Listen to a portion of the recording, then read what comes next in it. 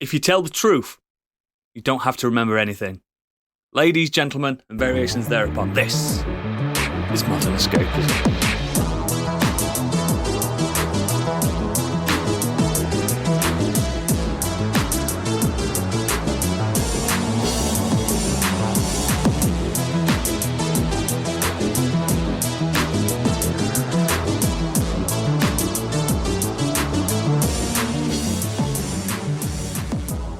Hello and welcome to the show. My name is Oodles, and in truth, I am but a humble man with wisdom to impart.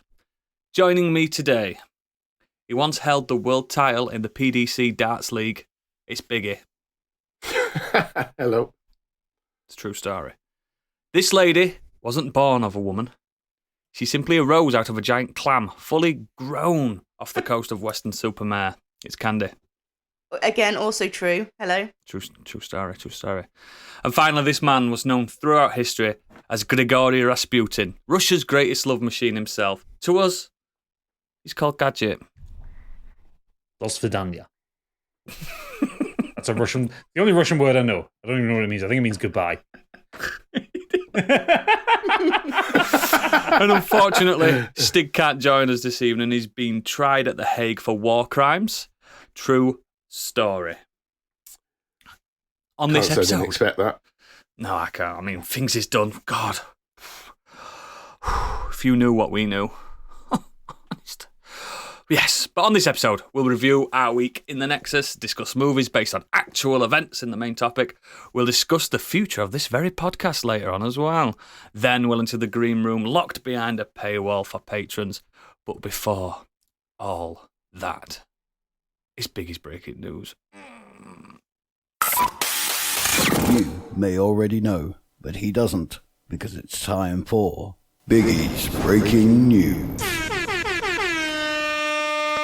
Biggie's news, all in my brain. Lady things, they don't seem the same. Acting funny, and I don't know why. Excuse me while Sony kisses Xbox ass. Sorry, listener.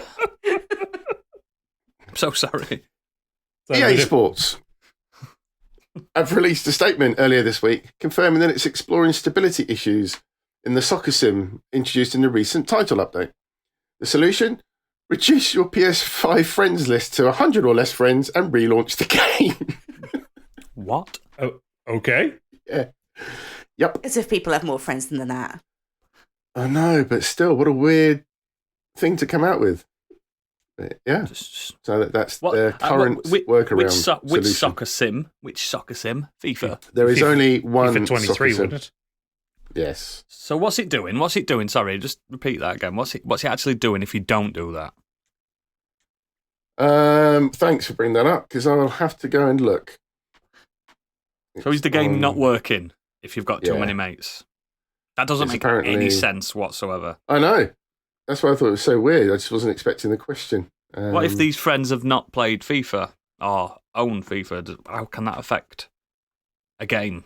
Let's see if I can find it. I'm furious. I need to know. This will affect your week coming forward, Oodles. I just don't like to be harmed as a gamer. By games. By games.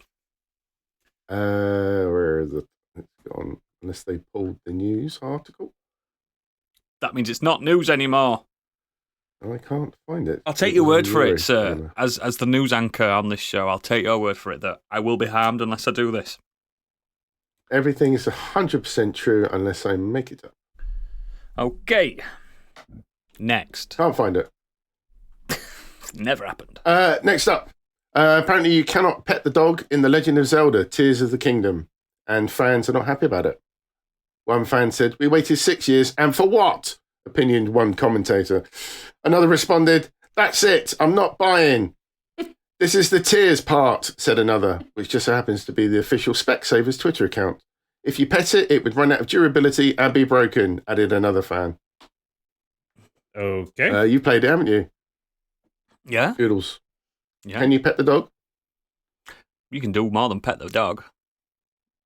I mean, information I didn't need. You couldn't pet the dog in Breath of the Wild, so No. You can lead the dog into something. In fact, we'll discuss that later. Trust me. Okay. The producer also recently hinted that a Zelda game with a playable Zelda may become a reality. that's already been a thing. It was on the CDI and it was shit. It's also Hyrule Warriors 2. You can play as Zelda. Oh, well, there you go. Come on, news! Steve Gaynor, the controversial co-founder of Gone Home and Tacoma developer Fulbright, is now going it alone under the Fulbright name, following accusations of a toxic workplace behaviour in August 21. Gaynor hit the headlines after an exodus of 15 Fulbright staff was blamed on his behaviour towards fellow workers. An investigation by Polygon claimed that Gaynor was controlling and that staff, particularly women, frequently felt undermined and demeaned, disparaged and discredited. Soon after, Gaynor publicly acknowledged that his leadership style was hurtful to people that worked at Fulbright and announced he'd be stepping back.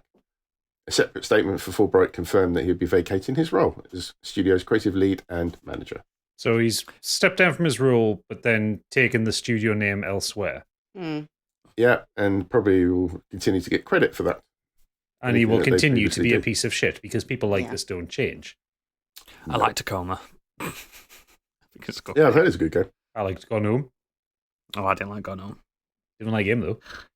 No. Sounds of things. I've gone to start a new company where I can touch all the women I want to touch. That's what it sounds like to me. Yeah, It's more of a step terrible. sideways than a step down.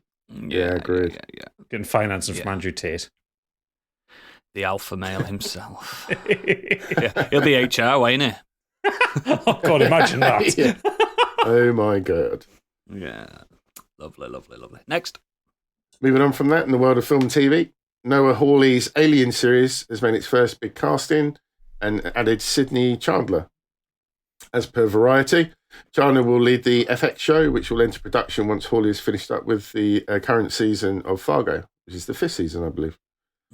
Chandler is best known for her work on Danny Boyle's Sex Pistols miniseries Pistol. You saw that, didn't you, Candy? I did. I enjoyed it. I loved it as well. Um, She's good. She's really good. Yeah, she's next set to appear in the Colin Farrell-led sci-fi series Sugar for Apple TV. Apple TV getting that sci-fi on, aren't they? I'm enjoying all this sci-fi that's coming out at the minute. I guess it warrants some hope for the Alien series, I guess. Well, maybe Yeah, it'll be I mean, the only way is up, really, isn't it?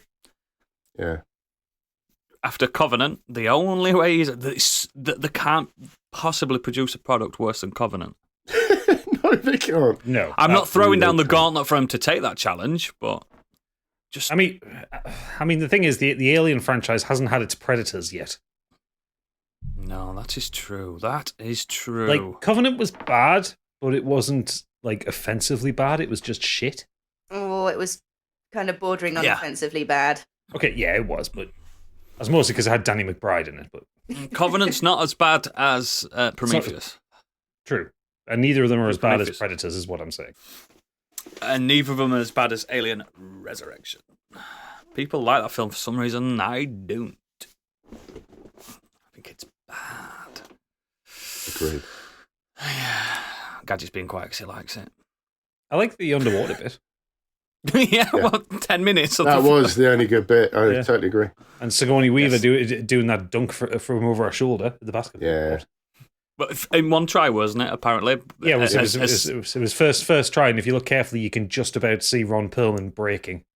yeah, Yeah. yeah. I imagine Sigourney Weaver being good at basketball, though. I can just see it, just as one of them skills she didn't realize she had, and she's got it. Yeah, Get away from my basket, you bitch! Nice. Next, it's going to be all night. This Gadget. It's gonna be, all isn't it? night. Mm. Nicolas Cage returns for Lords of War.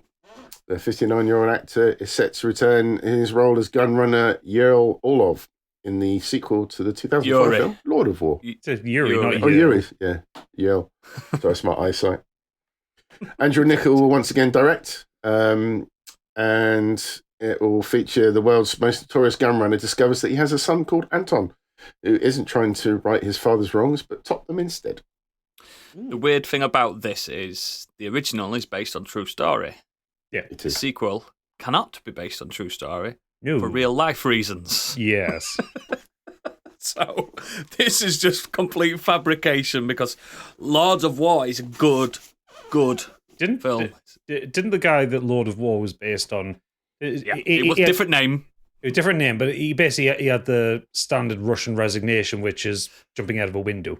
Oh dear. Jumping out of a window. Also, he basically funded any paramilitary activities in Africa, Europe. He basically gave Chechnya, I think, if I remember right. Chechnya, he just gave all the guns to everyone. Because how he saw it was, if I give guns to everyone, I'm always going to have a job because it's always going to be war. Yeah. And he's not biased. But I don't think he's biased for money, mate, and profit. Yes, but he's not biased for who he gives guns Politically. to. So, Yeah, that's true. I'm on the fence. I really like Lord of War, so I'll be interested to see how they top it with this one, especially the idea of, I mean, I like the idea of Bill Skarsgård playing his son, but also the fact that his son is trying to outdo him, because it's pretty hard to outdo Yuri Orlov. I know Orlov's Ukrainian, and if he was alive today, the character based on him, apparently half of the ammunition that he used is helping Ukraine fight off the Reds at the moment. So maybe it did help. Who knows? Fair enough. Maybe they'll touch on that as well. I've read the book that's based on the real events rather than the film as well. And the real events are actually crazier than the film, and the film's fucking crazy. Yeah, I don't remember much about the film, but Oh, it's insane. It's a great film. It's one of my favourite Nick Cage roles. And it's got Jared Leto in it, and he's not terrible. Not terrible. One of his final good roles. Yeah. So that was pre the Oscar crackening, wasn't it? Well, all he had to do was play a Ukrainian-American cokehead. He did it really well. He did it really well. Wonder why. I wonder why. Yeah, good film. If you've not watched it, watch it. It's on Netflix, I think, still. It's always been on up and down on Netflix, that one. Get it watched. Next. Disney is set to purge content from streaming platforms such as Disney Plus and Hulu as they merge. In addition to removing the content from other streaming services, the House of Mouse has also told investors they will be producing less content moving forward. In the recent investor call... Go on, sorry. Carry on. The company commented Disney Plus recently losing more than 2 million subscribers. The service's first significant drop since clients joined in 2019. Do you know why Disney Plus lost 2 million subscribers? Is Mandalorian stopped? No, MCU universe? no, it's even more mundane than that. The Disney Plus Free trials ended? No, Disney Plus lost the rights to host Indian cricket. That was it. So people in India, so 2 million people in India who Yeah, they're are national sport. by and large the world's greatest consumer of cricket content went to the streaming service that got it. That's what it was. It's not Makes lost 2 million fucking sense. subscribers in the West. It's lost 2 million subscribers just because they didn't keep up the cricket license. Yeah, there you go. That makes massive sense. Cricket's good. I don't like cricket. I fucking do. I love it! Hey! Biggie was walking in the news, contemplating on next. Following on from the confirmation of Jenna Ortega's casting in Beetlejuice 2, it has two more actors added to the casting list. According to Deadline, Justin Theroux He's good. will join Michael Keaton, also reprising the titular role. And in addition, we'll also have Monica Bellucci. Oh, she active again. Justin Theroux's really good. He's in my second favourite show of all time, The Leftovers. He's in Rex and Park and Rex, isn't he? Or whichever way around it is. I think he's in some of it, yeah. And he's... What else is he in? He's in loads of stuff. He did Mosquito Coast recently. I like him. I think he's good. But if you've not watched Leftovers, watch that. It's weird though. This Jenna Ortega business attached to Tim Burton. Is she the new Christina Ricci? I think so. Yeah. Seems to be the new muse, doesn't it? Yeah. It's like, is she just going to stare at people for the rest of her career? I mean, I think she's got enough going on that won't be the case, hopefully. Although she is taking sort of lots of horror roles, isn't she? She was in Scream as well, so yeah, she's just a new Scream queen. Yeah. Also mentions that Winona Ryder and Catherine O'Hara are also returning. Oh, so he's bringing the old guard back. Oh, I'm a bit on the fence with this because I think Tim Burton's more misses than hits, in my opinion. Has been of He's done late, for sure. I mean, I think he's done some absolute timeless classics, but he misses quite often. Like, people love that fucking Alice in Wonderland shite he did. I hated it. No, it was crap, that. I hated Willy Wonka, or Charlie and the Chocolate Factory, whatever he called it. Last film I liked that he did was Sleepy Hollow. That's because it's batshit. But yeah, I think it's a bit miss. It's Tim Burton. Maybe people love him still. Or rose tinted glasses again. Just to think back to, because Beetlejuice is fantastic. You'll always get the crowd that will go to any Tim Burton film, myself included. Whether or not you like part him. Of the church. Yeah. The striped steeples. I mean, I quite like Corpse Bride and I quite like Sweeney Todd. Oh, I do like Sweeney Todd, yeah. Yeah, but then after that it goes, because Alice in Wonderland was crap and Dark Shadows was shite. I never even watched Dark Shadows. Oh, it was really bad. Dumbo was fucking weird. That was so bad. Yeah, that was a strange... I fell asleep. Did he do? Oh, he did the remake, didn't he, of Dumbo? Yeah. But then like you go to his 80s and 90s content, and you've just got banger after banger, because you've got like Beetlejuice, Batman, Edward Scissorhands, Ed Wood, Mars Attacks, Sleepy Hollow. Oh, Mars Attacks. Yeah. He did the 2001 Planet of the Apes, which was odd. Not as bad as people make out, but not as good as some people would say. No. Okay. I'm here for it. Candy's definitely here for it. Let's just see what happens, innit? Let's see what Tim Burton's got left in the tank. Because he's still a mad fucker, isn't he? Yeah. So is Michael Frog's Keaton. that guy. Yeah, Keaton's been mad since Keaton's 80s. always been mad. Yeah, that man's insane and he knows it. And that's the best thing about him. Cool. Next. Over to the weird world web. Pensioner urinated on the track was killed by a flying cow after it was launched 100 foot into the air by the carriage. Shiv Dayal Sharma, 82, was reportedly urinated next to the train track in the region Alvar in India when the incident occurred last month.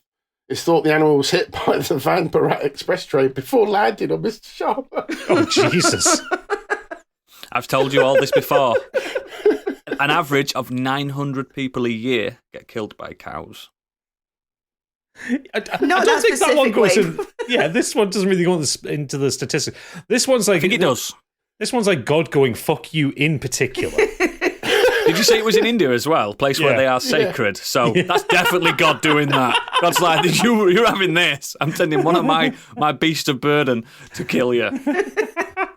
Can you imagine, how fast the train was going to launch a cow 100 foot into the air?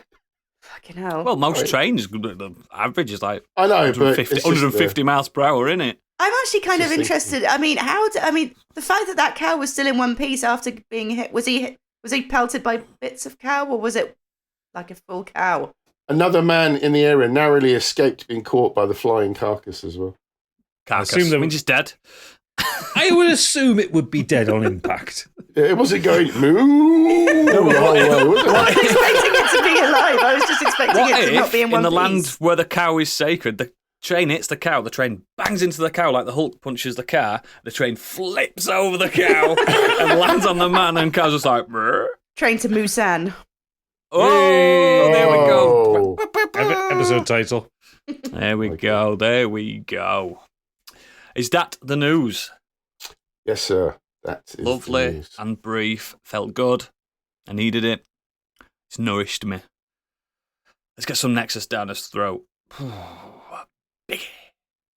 Carry on. What have you been doing this week, mate?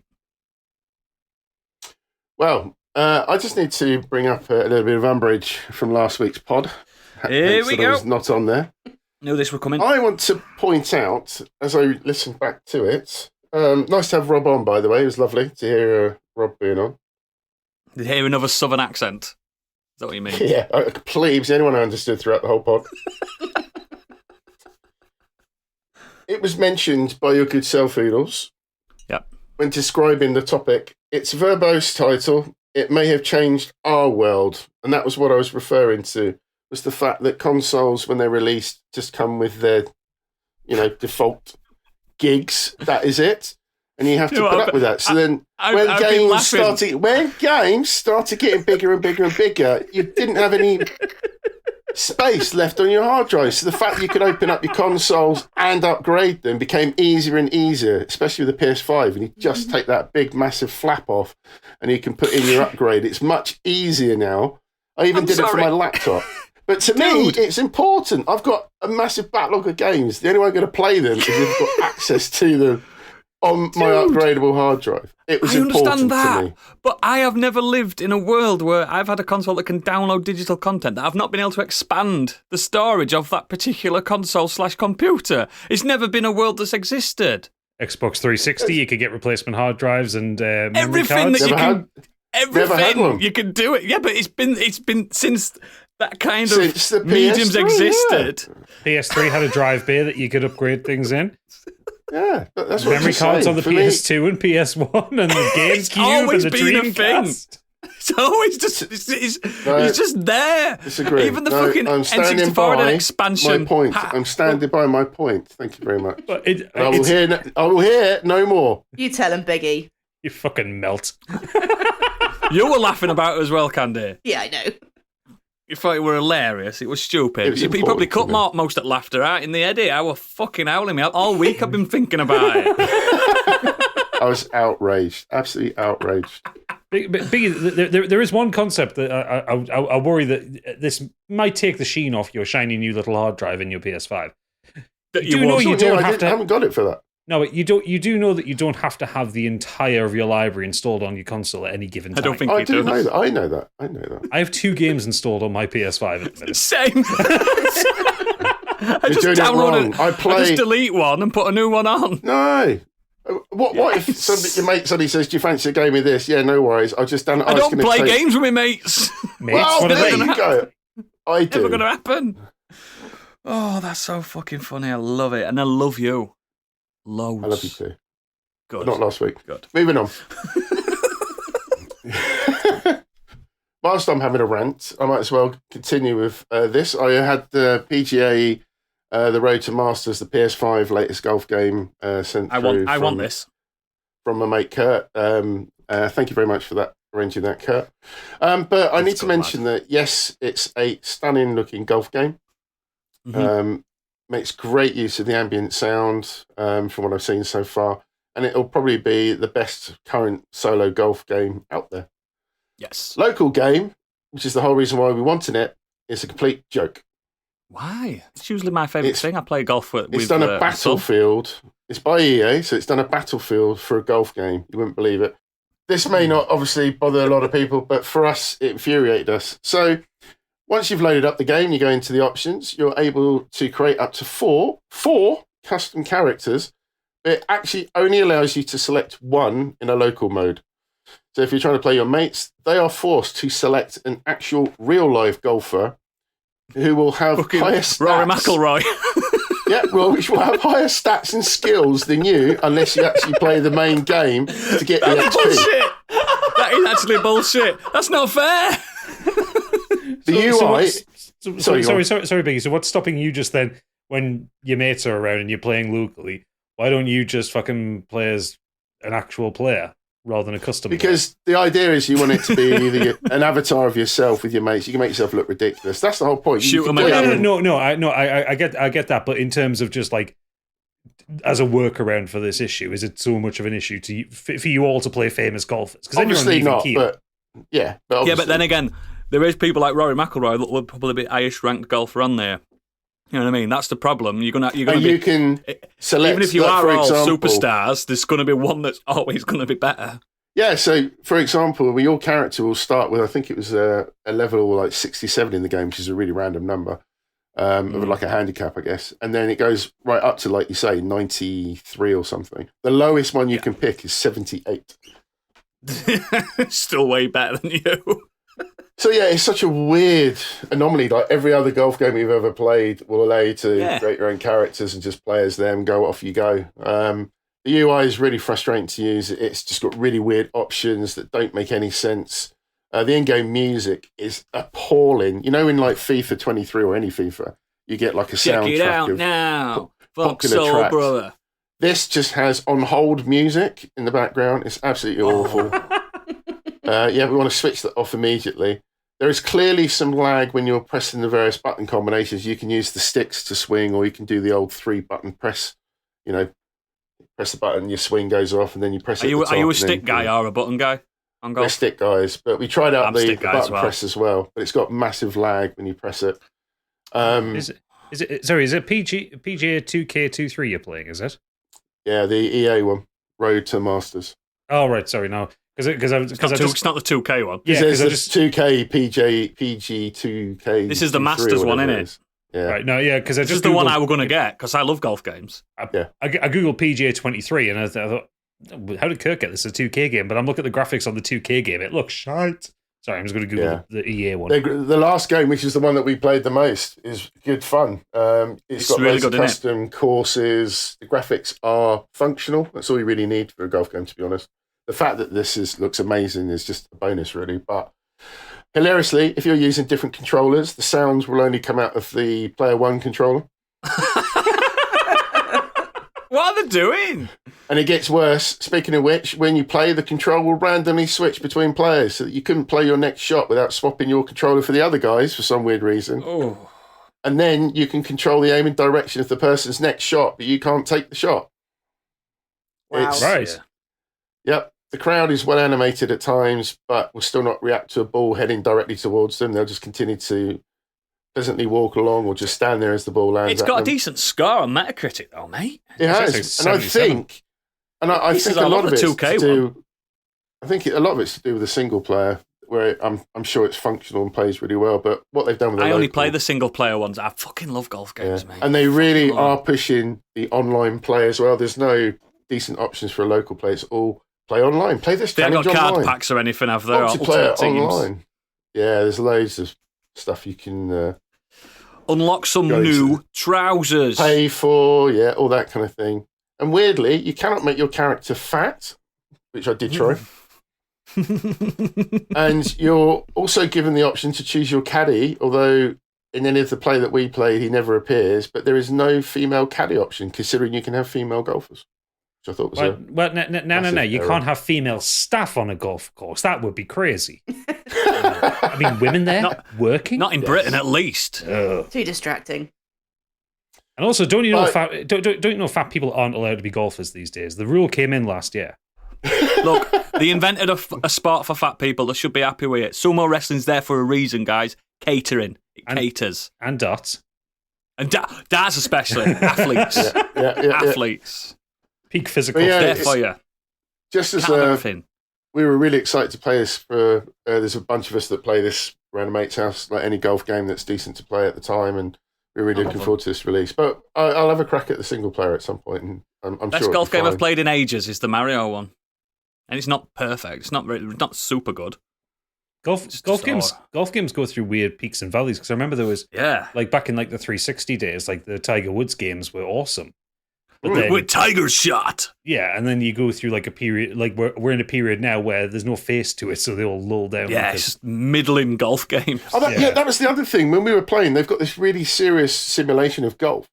And if you do that super power shot, then you get that slow-mo with fireworks going off when you take your shots. Used to call them Tiger Shots, didn't they? They used to call them Tiger Shots Which was really good when the original games had that more cartoony feel. This has gone for like real full-on sim, and then you got this weird animation come out of nowhere. But on the last Tiger Woods game, Candy like this, you could do the Happy Gilmore run up to the golf ball stance on your character. You could actually do it, and it's like, yeah, it was a bit more arcadey, wasn't it? It was good. They were good. The Tiger Woods ones were good. But we just like going to the mate's house, having beer, chatting while we're playing, and it's just a really easy game to, golfing. It's just a nice chilled out game to play. I spend too long playing golf games on my own and snooker games on my own. It's ridiculous. Proper high pace games. If they had a good darts game, I would be the person to buy it. Fucking love mundane sports, me. Love them. we did check a few reviews to see if other people had the same problems that we were having. They also confirmed that, yeah, it was a local game issue. It might get a lot patched. of people were playing with their fiancé, which is interesting. Might get patched, mate. Look forward to it. The only other thing I wanted to mention that I've done this week is I caught a YouTube series, which I didn't know was around, called The Art of Action. And I mentioned Scott Adkins before. He's a British martial artist that's in a lot of movies, including John Wick 4. He played the fat guy in that. Yep. And Hitman, obviously. And he's got a YouTube series where he's interviewing legends from the movies, whether they're past and present, actors, directors, etc. The list includes Tony Jaa, Michael J. White, Mark Dacascos, Steven Seagal, Cynthia Rothrock. Steven Seagal. I'm going to watch that one. Yeah. Dolph Lundgren, Iko Uwais. I'm not quite sure how you pronounce his name. Nailed it. But the one that I actually was interested in watching was Keanu Reeves, and it's a two-parter. And it goes through the movies, the action movies, basically, of Keanu Reeves. And it's basically, like we're doing, having a Zoom, Skype, Discord call. Yeah. And Scott's Don't tell him how we do it. He's got a really good dry sense of humour, and he just chats with Keanu about all of his movies and how the action was done and training and what he did for this role. And then they go through scenes that they picked out. It's just really cool. And whatever you think of Keanu's acting as an actual person, he's the nicest, humblest bloke you can he's brilliant. imagine. Everyone knows person. this, but when you actually see him being interviewed and chatting, he's so humble. And it was really nice watching the. He's awesome with Scott kids. He's awesome at meet and greets and stuff. He's a proper nice bloke. He just can't act. He can stunt. He can stunt like a bad boy, and he can fight like a bad boy. He just cannot speak. It's when he speaks, he just hasn't got that gravitas that an actor should have. Yeah. For a bit of interesting trivia, Whoa! in case you don't know, he damaged his neck before he did The Matrix. Yeah, and he had to train with that, and he never told them. He had an operation prior to the movie, and there's some behind the scenes stuff where he's wearing like that foam neck brace, and I think he just told them he had a bit of an injury, but didn't actually explain that he had a very serious injury. Where He got injured playing ice hockey, didn't he? Replaced. Yeah, I know. He's an ice hockey guy, isn't he? Yeah, he had to be very careful when he was making that movie, and considering the amount of stunts that he does in that movie, he's lucky. Technically, he didn't kill himself. Oh, he's phenomenal. He's phenomenal in them films. I've only just recently watched that first trilogy of John Wicks, and it's when he shuts up and he starts chopping, he's great. You can't argue with Keanu Reeves' choreography skills. I might have been a bit hard on John Wick 3 when I sort of look back in hindsight, but there are a few issues I had with the fighting. But now, especially after watching Fall's this, apparently the best one. I really need to see Fall. But I'm really impressed even more about Keanu Reeves as an action star. Very impressive. Yeah. I'm looking forward to watching the rest of the videos, the ones I'm interested in. Awesome. Candy, what you been doing? Hello from Bristol. The results are as follows. We award Modern Escapism 0 points. Yeah. Sounds about right. I haven't really done much this week. I did watch Eurovision last night, and I had a good fucking time too. Had an absolute banger of a drinking game. Talk me through it. Talk me through what Eurovision is. It is a. How do we put this? It's a romp into ridiculously Sublime it's a battle of the bands. A singing contest. It's a singing contest. For those outside of Europe, they probably have absolutely no idea, with the exception of Australia, what goes on. Why are they in it? What do you mean Australia? Australia in the Eurovision. It's because it's something to do with the TV network, I think.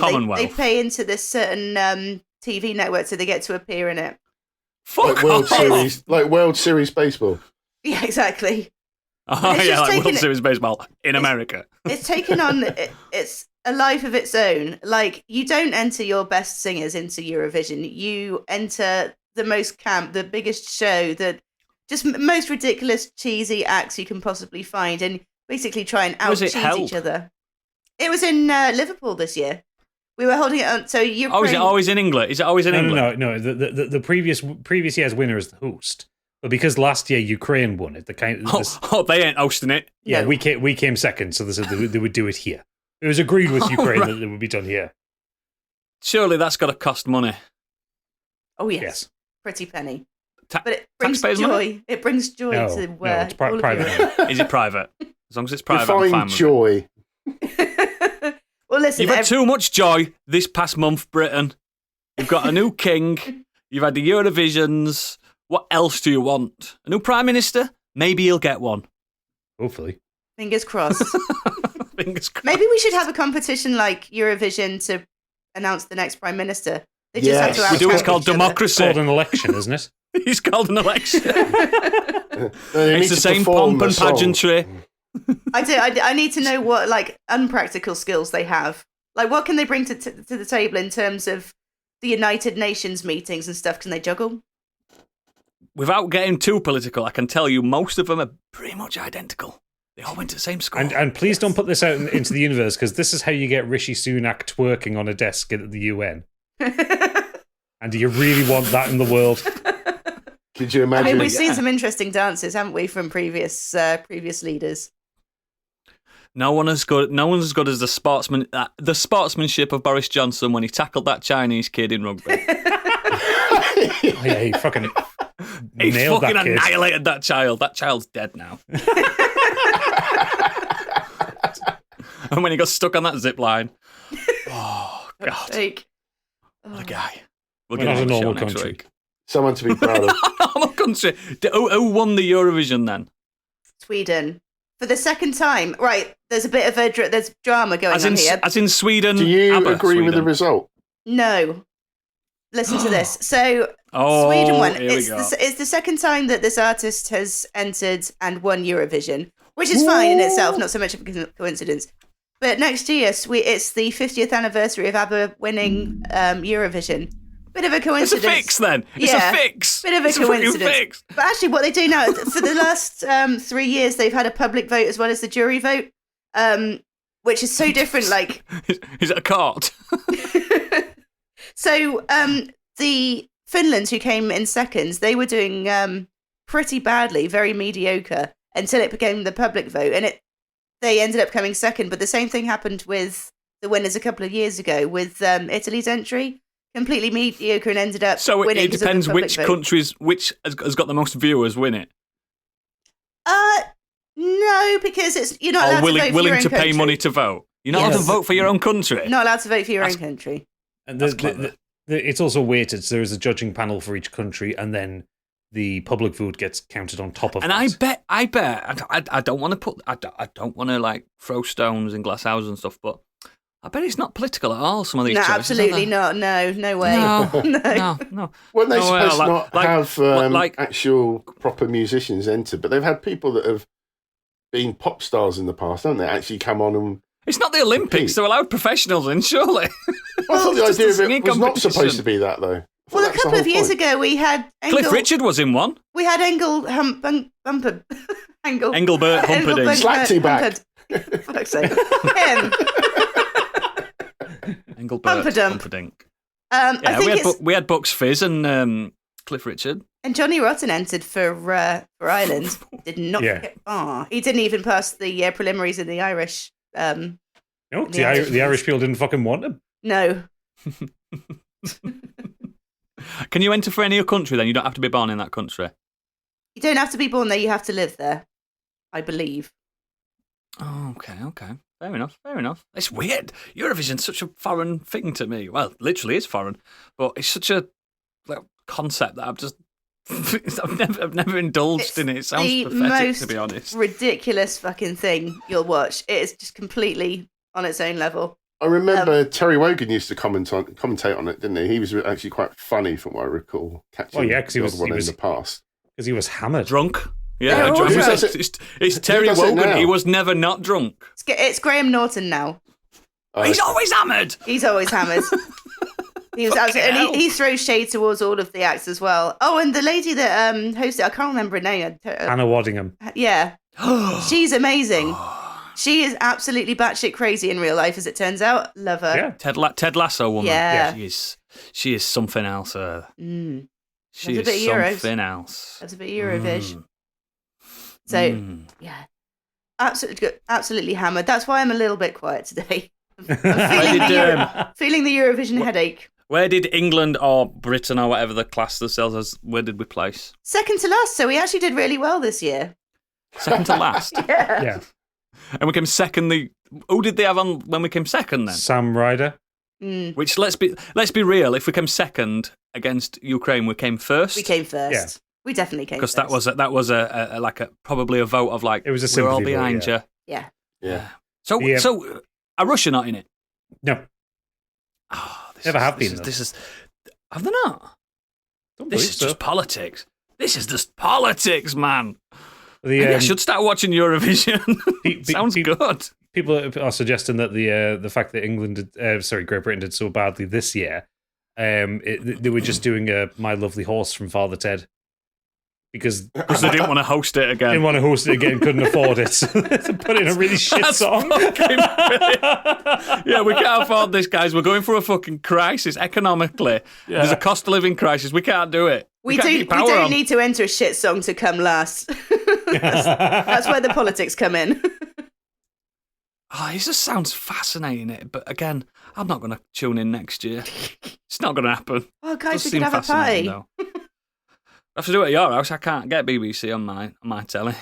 Well, neither can I, but shh. Oh, Dun, dun, dun, dun. I'm They telling would the un- Director General. They'd right now. I'm ringing understand. him up. They'd understand. Oh, disgusting. Saying that, you live in a block of flats. You're all Exactly. What they're going to do. They have to catch me first. I'm like a whippet. Right. There it is. There it is. On that bike, What are they going to do? you've got- Shoot me? What else you been doing? Absolutely nothing. that was my big reveal, Eurovision.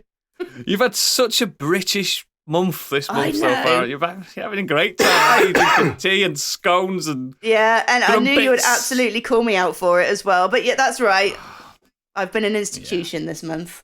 you need institutionalising. Yeah, I do. I do.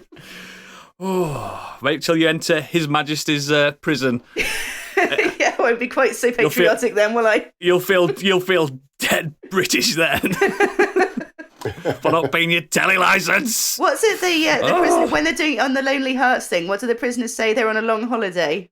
Yeah. On holiday, You'll see yeah. me in Kerrang magazine in the Lonely Hearts candy machine on a long holiday looking for love. Does In His Kerrang Majesty's still have the pleasure. Lovely Hearts? HMP Cardiff. Kerrang used to did that, didn't it? He used to be like, Yeah, they used to. bubbly emo girl, West Sussex, looking for rock star boyfriend. It's like, all right. Above the love. Pandora cartoons. Yeah. So Fucking good. hell. Kerrang was such a fucking terrible read. But I still did it. I still read it. That's Yeah. the problem. Every week. Enemy was so much better. Anyway, Gadget, what you been doing, mate? I've been doing a couple of things. One of the things I'll talk about with you because we've been kind of doing the same thing. Wanking. Loads of wanking. A significant amount. It's worn down to a nub. I'll come into that chat. Title of your sex day? Biggie has entered the game. The thing I want to talk about is I started reading Antimatter Blues, which is the sequel to Mickey 7 by Edward Ashton. This, I had no idea it was out. It just appeared on Amazon one day. I was just like, I'll have that. I love a novelised treat like that. Yeah. What's it called again? Sorry, so I can write it down. Antimatter Blues. Antimatter Blues. So, I've got the Antimatter Blues. yeah. So this one takes place 2 years after Mickey 7 finished, following Mickey's retirement from being an expendable, where he's no longer getting killed for a living. Like he told us. Yeah, he is basically charged with finding the big antimatter bomb that he left hidden out in the snowscape of the planet that they're on, because their reactor is dying due to a kind of a fuck up on his part, and they need the fuel for it. So when he goes to look for it, dun dun dun, it's gone missing. But when he's walking around the base, he thinks he's seeing things. He's seen another couple of Mickeys. Uh-oh. So he's also investigating as to who might be printing more copies of it. Do you know in some countries Mickey's a slang for cock? I know. I'm very I aware. didn't know that. Slippy or Mickey. Yeah, just get me Mickey out. I thought that was like a date rape thing. Like a Mickey Yes. was There is something that you as put in a well. drink. There is that as Oh. well. That's There's the a- end result of the... Yeah, anyway. That took a turn. It did. Yeah. But no, this book is basically, it's more of the same from Mickey 7. It's still just as funny. Mickey is still kind of engaging, an unwilling hero, main character kind of guy. Lovable oaf. Yeah. Not like me. The side characters kind of don't, at the point I'm at, haven't really been fleshed out any more than they need to be. They're all a little bit kind of one-dimensional like they were in the first book, because Mickey really is the star of it all. And it's funny. It's basically, if you enjoyed Mickey 7, you'll really enjoy this. You'd think it'd be called Mickey 8, wouldn't you? Well, no, Mickey 8 was in Mickey 7. Oh, God. Of course it was. The Mickeys basically identify themselves by a number, as which regeneration are they? Yeah. So the whole story of Mickey 7 was there was another Mickey, and seven should have been killed for 8 to exist, but it never happened. OMG. Yeah, and yes, they have a threesome, because of course they do. How did you know I was thinking that? Because I know your mind. It's also what I was thinking when I started reading the book and Mickey 8 came into it. I mean, if you're technically shagging a clone of yourself, it's just wanking, isn't it? I guess. Think about it. I don't think I'd be very aroused if another me got involved, though. I'd be like, oh, God, that's what I look like. Oh, no. You're so harsh on yourself. There's thousands of people screaming now on the podcast players now going, date me, Candy, date me. HMP Cardiff, write to them. I'll write back. She's right there. But I'm really enjoying it so far. It's also still a really easy read. Like the first kind of reading session I was an hour in and I was 50 pages in. Like, it just flies by. I love that. I'm all about that. It's less than 300 pages long in total. So again, like Mickey 7. So it still goes on. Novella. It's short for a novel, too long for a novella. But it goes on at a fair clip, and it's just enjoyable, pulpy sci-fi. So yeah, like I say, if you haven't read Mickey 7, read it. Also, I've got it on my Kindle. Yeah, read it. I wouldn't call it Pindle then. What's a Pindle? I don't know. I think you're high. I'm not high. And the film version of it comes out, I think, later this year. I'm so looking forward to it. Who's in that then? Do you know? Pats as Mickey. He's good, him. And it's directed by him who did Parasite, whose name I can never pronounce. Bong Joon-ho. Bong Joon-ho? Yeah, him. Yeah. Oh, that's going to be incredible then. Robert Pattinson he's on a right streak at the moment, that man. Oh, yeah. But I think they've rewritten it slightly for the film, because the film's called Mickey 17, so he's died another 10 times. It's just probably for gravitas. I think we're going to see some just very quick comedy deaths there. Like a quick succession. Like one of those montages in Deadpool. Absolutely, yeah. I'm also. I think I listened. Obviously, I listened to my books. I think I listened to it on the way back from the podcast last time. But I'm just desperately refreshing Audible for it to. I know there's an audio version out there. It's just not on Audible yet. So I'm desperately refreshing to find it. Where would that be then? It's just if it's not on Audible. Who releases audiobooks not on Audible? Exactly. Random audio. Do you not want money? It's on the it's on the US Audible. I know. I tried to VPN it as well. I can't do it. Does it not work that way? Interesting. Edward Ashton, get on them. Get onto Amazon. Say Candy Machine really needs to listen. You need to release this in the UK. Why don't you go over there to America, download it, come back?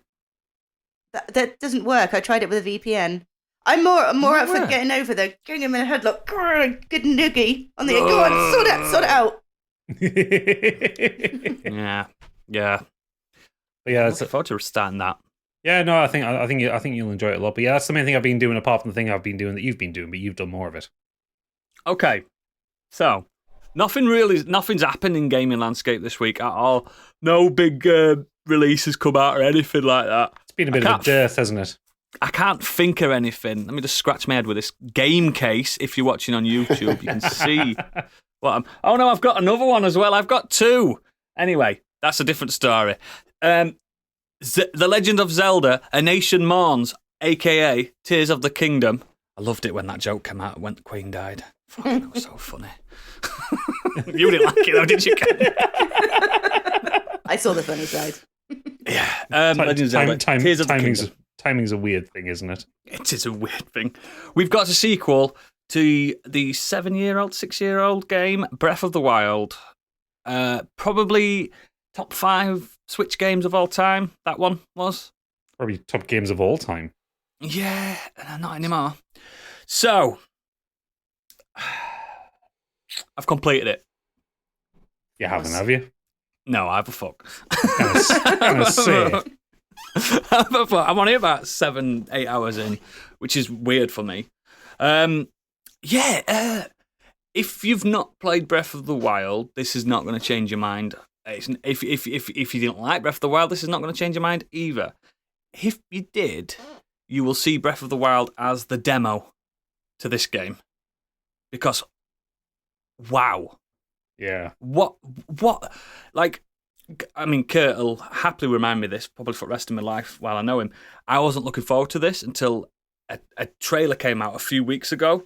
Then I got hyped. Fuck. I can't imagine if I'd have been this hyped when it was announced back then. I'd have been shaking. But luckily I didn't have the hype for too long. But I got it anyway. And it's incredible. That's Really not is. hype. That's not hyperbole. You've been playing, aren't you, as well, Gadget? Yeah. It's special. Do you know how you get like when God of War, when the original God of War, 2016 God of War came out, and everyone's like, "Oh fuck, this is special." When I don't know, Half-Life 2 came out, and everyone's like, "Oh fuck, this is special."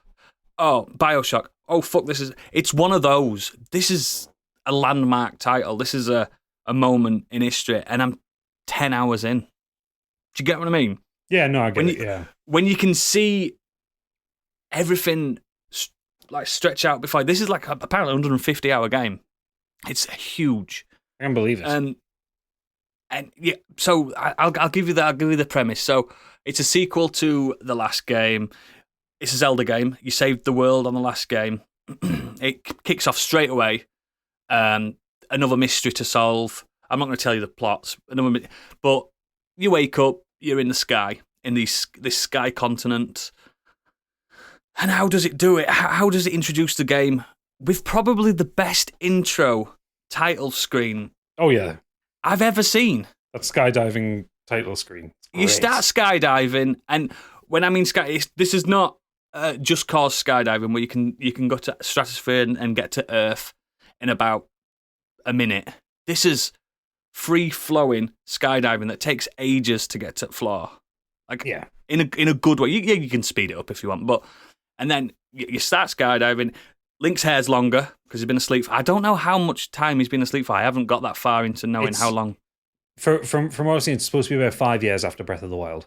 Yeah, he's been asleep anyway. Been asleep, and his hair's longer and it's flowing. Now I know why they made him have long hair. It's for the flying. It is. It looks awesome. It looks fucking awesome. Bear in mind, guys, this is on a 6-year-old console. Very underpowered 6-year-old console. And it looks incredible. It genuinely looks... The draw distance is fantastic for this. I mean, it's Monolith Soft again that have done the world, the guys who did Xenoblade. If you've ever played a Xenoblade game, those worlds are insane on this console. They use like a cel-shaded style cartoony vibe, which probably gets away with murder with the game engine, doesn't it? That's probably why they can do so much, because it's really... How do you explain it? It's not super detailed, is it, Gadget? It's stylized. Yeah, it's very stylized, and it's partially for performance purposes. Yeah. Although from what I understand, it's on the Switch, it's still kind of dipping frame rates quite a lot. But it does. But it's never like. It's no different to the last one, if you get what I mean. Yeah. Sometimes when explosions happen, it might go down to less than 20 frames per second. But it's not stopping me enjoying it. No, I'm emulating it on Steam Deck, and I'm getting sort of 25 to 30 and then dropping down a little bit, but that's just the emulator. Oh yeah, it's not detrimental at all. And what they've done, they've made this open world almost it's almost in vein of these Sims, what Sims that Gadget likes, these what they're called immersive Sims. It is an immersive immersive Sims. Yeah, it's like that. Of the first game was more It's a lonely world. You've got to get from A to B somehow. This is a lonely world. You've got to get from A to B somehow. And you've also got to solve awesome puzzles. Oh my God, the puzzles in this are fantastic. You've got new powers. You can merge anything. You dream it up. You can do it. It's like Minecraft or something, isn't it? It's some fucking wizardry how they've done this. It's frustrating because they never really showed off what the Ultra Hand stuff and the kind of the building could do in the trailers, and like it's so far my favorite part of the game. It's mine. Like just like clagging stuff together and becoming a mad scientist and seeing what you can come up with. Yeah. It's just the reason I've not got further into this game. I've got 2 anecdotes that's happened to me in my 10-ish hours that I've played so far. So when I landed on the ground and I'd got all the powers that still haven't got all the powers, but I got the powers I needed to create like Dr. Frankenstein. I decided I'm going to create a perpetual motion machine, a machine that will never stop. And guess what? I did it. Now, I made this machine. Imagine like a cube with loads of wheels sticking out of it. It's got a core in the middle of it, so this core will constantly recharge because it's a specific core that I've put in it that constantly recharges every so often. So it does stop eventually, but when the charge kicks back in autonomously, it'll carry on rolling and meandering through the countryside. And I thought, I'm never getting that machine back. It disappeared into the wilderness. 3 hours later, I was in a snowy bit, right? Not far from where I could, about a couple of miles away.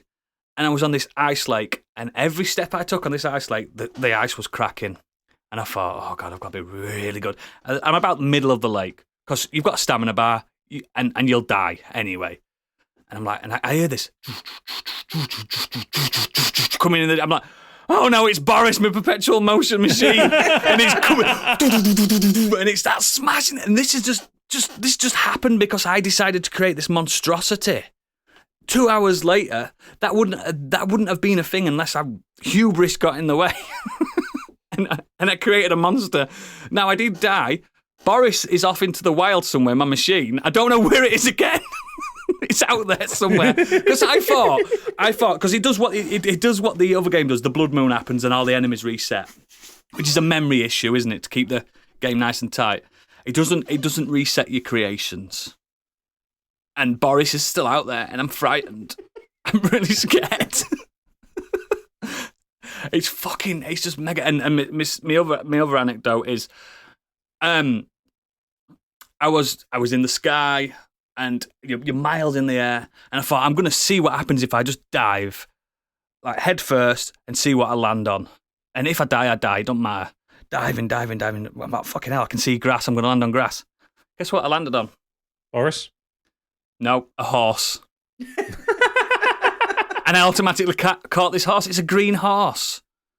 It's fantastic. I don't know how the game does these. Like, you like creating your own moments all the way through it, and I think that's the beauty of it. The story's all right. It's bobbins, really, isn't it? It's a Zelda story. It doesn't need to be there. Yeah, it's just there. I mean, it's way better than Breath of the Wild story. The NPCs do have actually plots dialogue. Now. Yeah, dialogue, plots. They've got everything. It's the sandbox that I want on a portable device. And I think it's nigh on perfect. Just because of that. I can't imagine it falling off a cliff before credits. I really can't. It's sensational. And I heard Matt Why Mercer do you have beginning. 2 copies of it? Oh, because I got sent 2 copies and I don't know why. I don't know why. I'm selling it. I'm selling the copy. I'm getting full whack back for that. It's just... This is the reason to get a Switch, in my opinion, or to emulate the fuck out of it. It's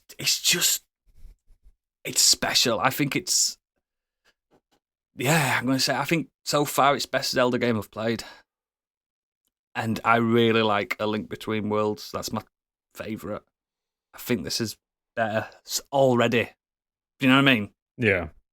But then again, you get that honeymoon period with games, don't you? Yeah. I'm still smooching.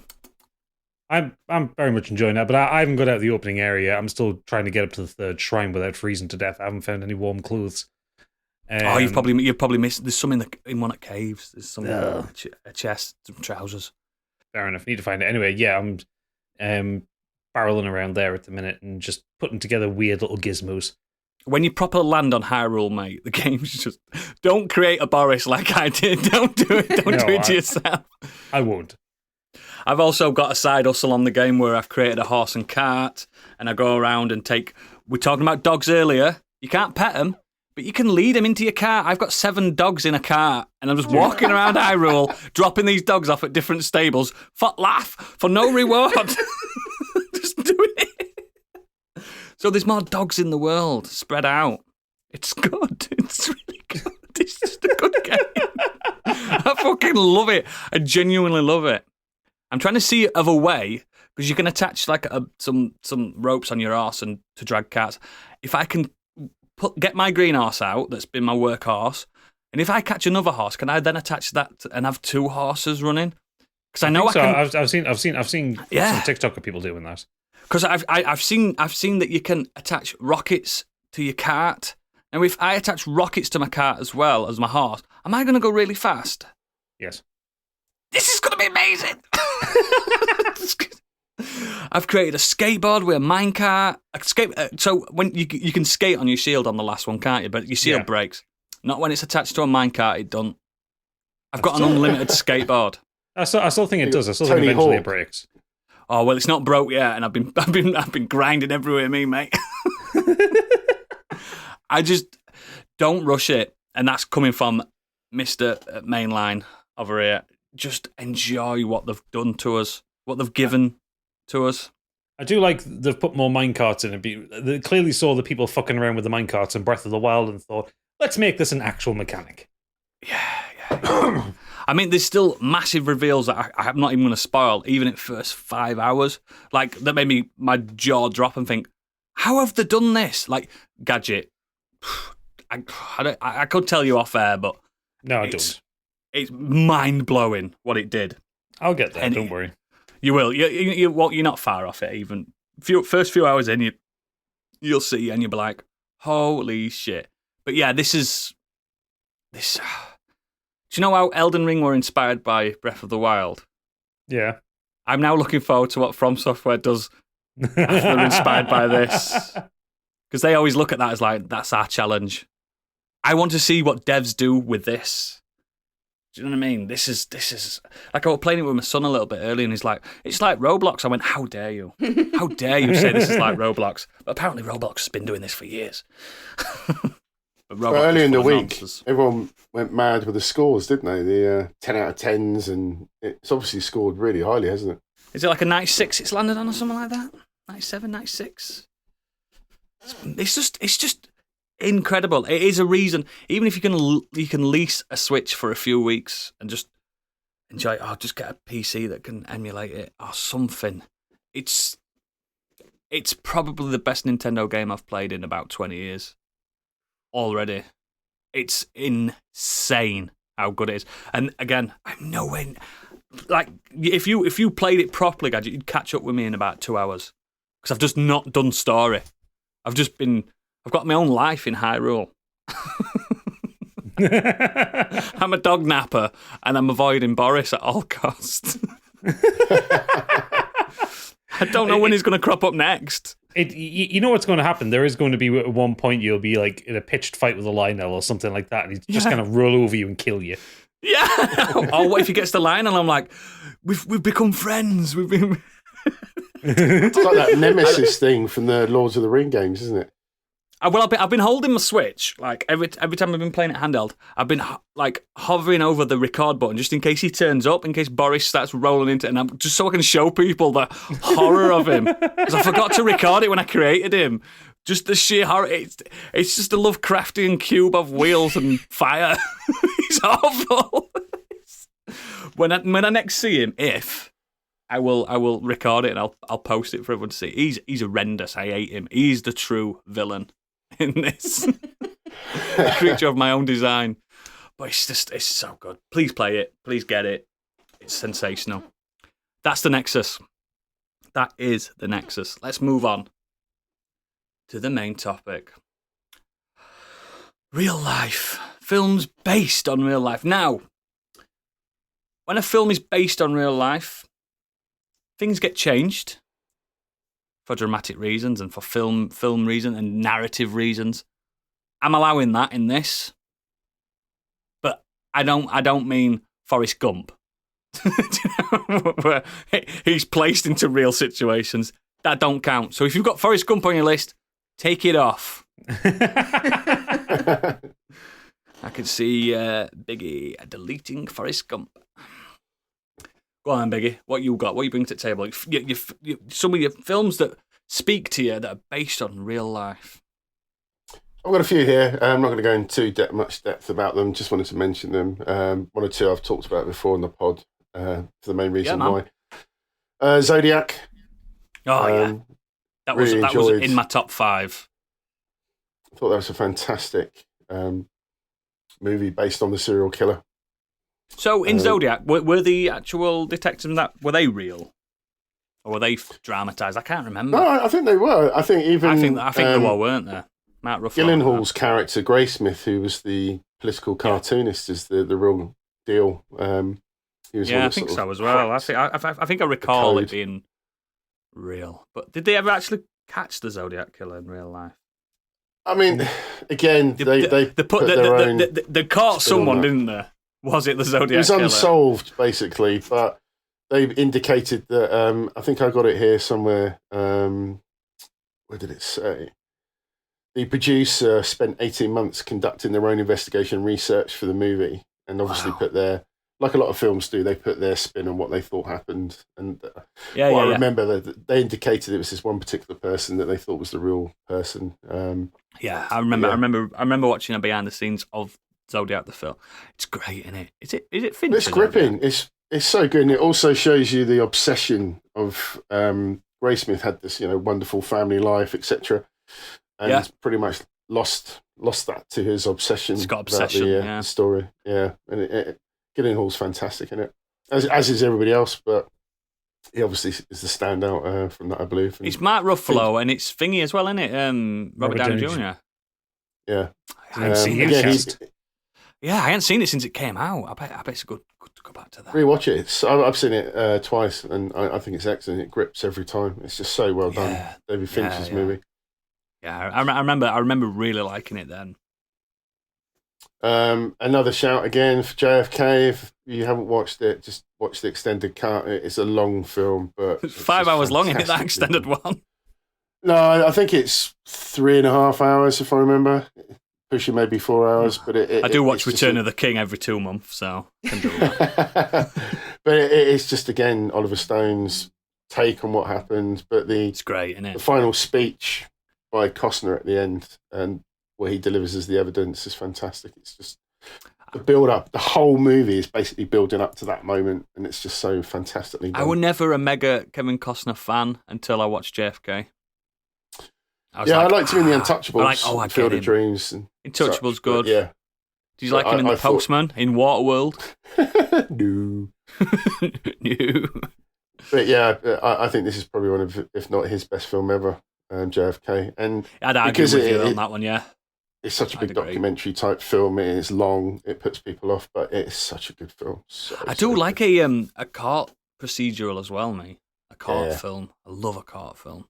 I think that's almost at least an hour or something at the end of the movie. Like All the President's Men and stuff like that. And oh God, it does actually feature the famous footage, the Zach Ruder reel, which is quite devastating to see. Yeah.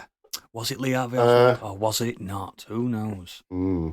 I think the evidence from what in that movie, which I still believe, to be fair, I agree with what was presented. I think it's impossible for him to have taken that shot the way it's. He made a shot presented. like Revolver Ocelot in Metal Gear, didn't he? Ricocheted off every fucking building in vicinity. Or Wanted, Wanted, he bent bullet around. How did he do it? I've got Ip Man down here as well. Ip Man or Hitman, did you say? Ip. I'm glad you said Hitman and not Hitman. Not Hitman. I just want to let you know that Agent 47 isn't real. Ip Man is a Hong Kong biographical martial arts film. Fantastic. Based on the life of Ip Man, the grandmaster of the martial art Wing Chun. And for those who don't know, he was the teacher of Bruce Lee. Yeah. Oh, it's such a good It film. stars Donnie Yen. There's been lots of sequels, which, believe it or not, I haven't seen. I've only seen it. I've only seen the first one. Yeah, I've only seen the first one. Same. It's still same. It's still Donnie Yu, isn't it? It is. Yeah, it's still him, isn't it? Oh. And Scott Adkins, who I referred to earlier, he fights Ip Man in Ip Man 3, I think it is as well. He's in there. Isn't he in Rogue One as well? Yes, he is. He plays the blind guy. Really good in. He's really good in that. Oh, Rogue One's really good. Fucking good Star Wars films. Quite possibly one of my favourite films of all time is Black Hawk Down. Really good. The war film directed when he was good, Ridley Scott. And it's based on a non-fiction book about the Black Hawk helicopter that went down in enemy territory. Just a really good war film, but the suspense, it shows both sides of the conflict. That bit when really you see eagle-eye view and all the fucking crowding around there, like, oh my God, it's frightening as fuck. And the ensemble cast. The ensemble Oh. cast is fantastic. The cinematography in that movie is incredible, and the sound as well. If you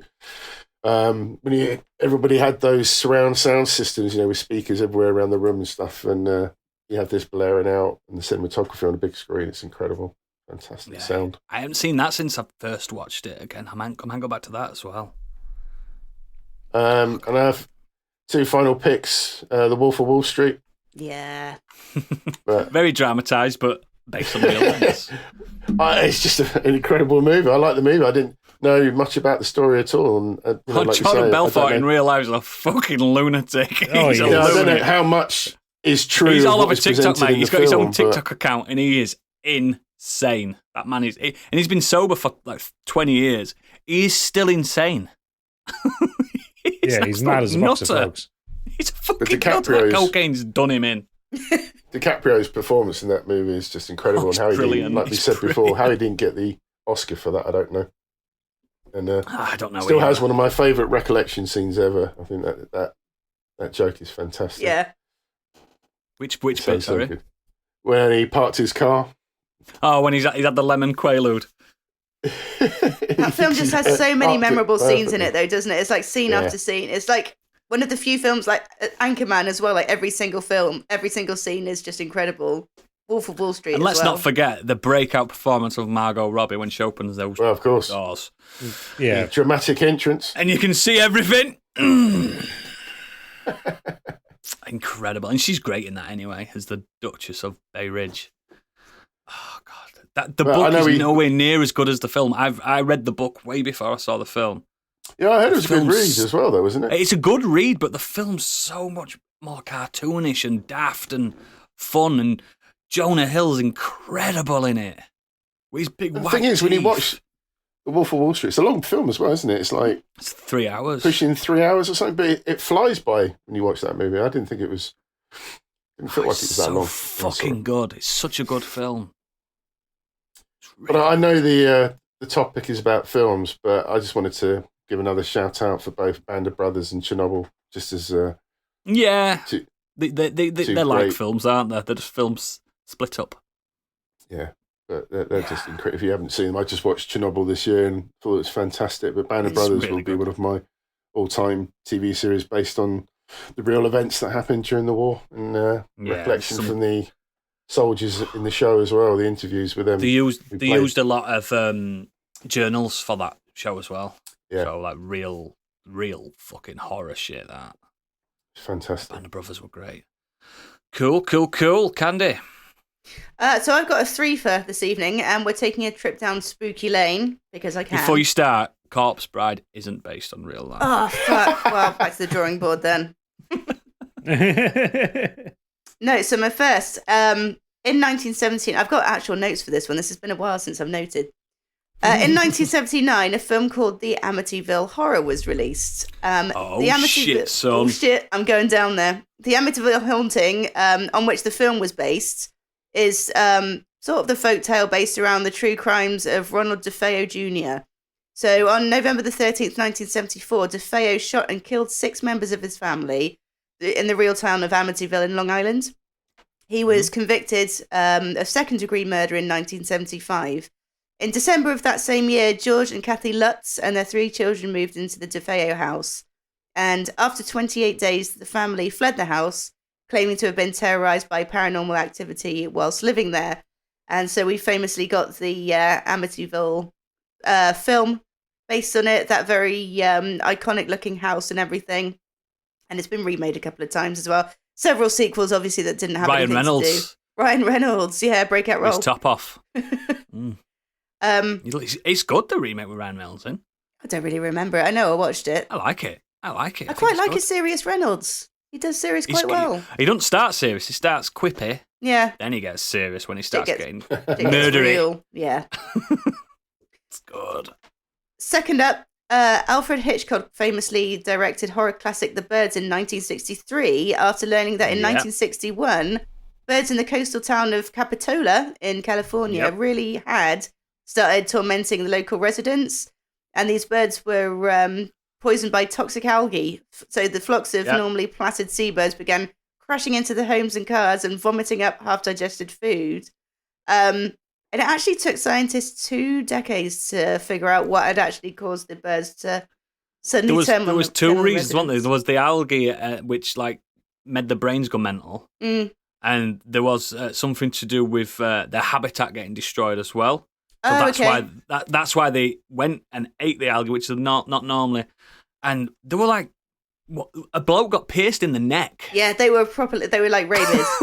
Yeah, it was. The effects in that movie have probably dated a bit, but as an shadows, weren't it? He made shadows. As an actual build-up, and that it's actually quite a creepy. He used blackbirds and crows, didn't he, in the film? Because it looks better on film, but I think there were like seagulls and shite-hawks and stuff. Yeah, it was seabirds. big seagulls are fucking gigantic as well. Yeah. I'm constantly tormented by seagulls living. I know they had an issue where I watched the true documentary about it. I'll try and find you it because it was on Netflix years ago, and it's what inspired Hitchcock and stuff. They got into a nursery. Inside, and they were attacking kids and stuff, proper in the film it's a school gets attacked. Yeah, that's right. And they were fucking killing kids. Killing kids. These fucking birds. What do you do if a rabid fucking seagull comes at you? You can't duck and cover. No, especially if they're coming inside as well.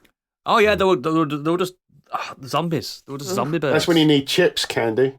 Yeah, loads of chips. Chips would have saved the day. Well, one of the few good reasons to have a chip. Throw it at a seagull.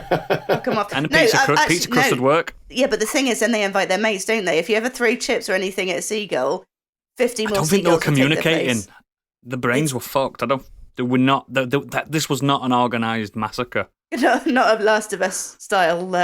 Hive mind. These were just insane big old birds.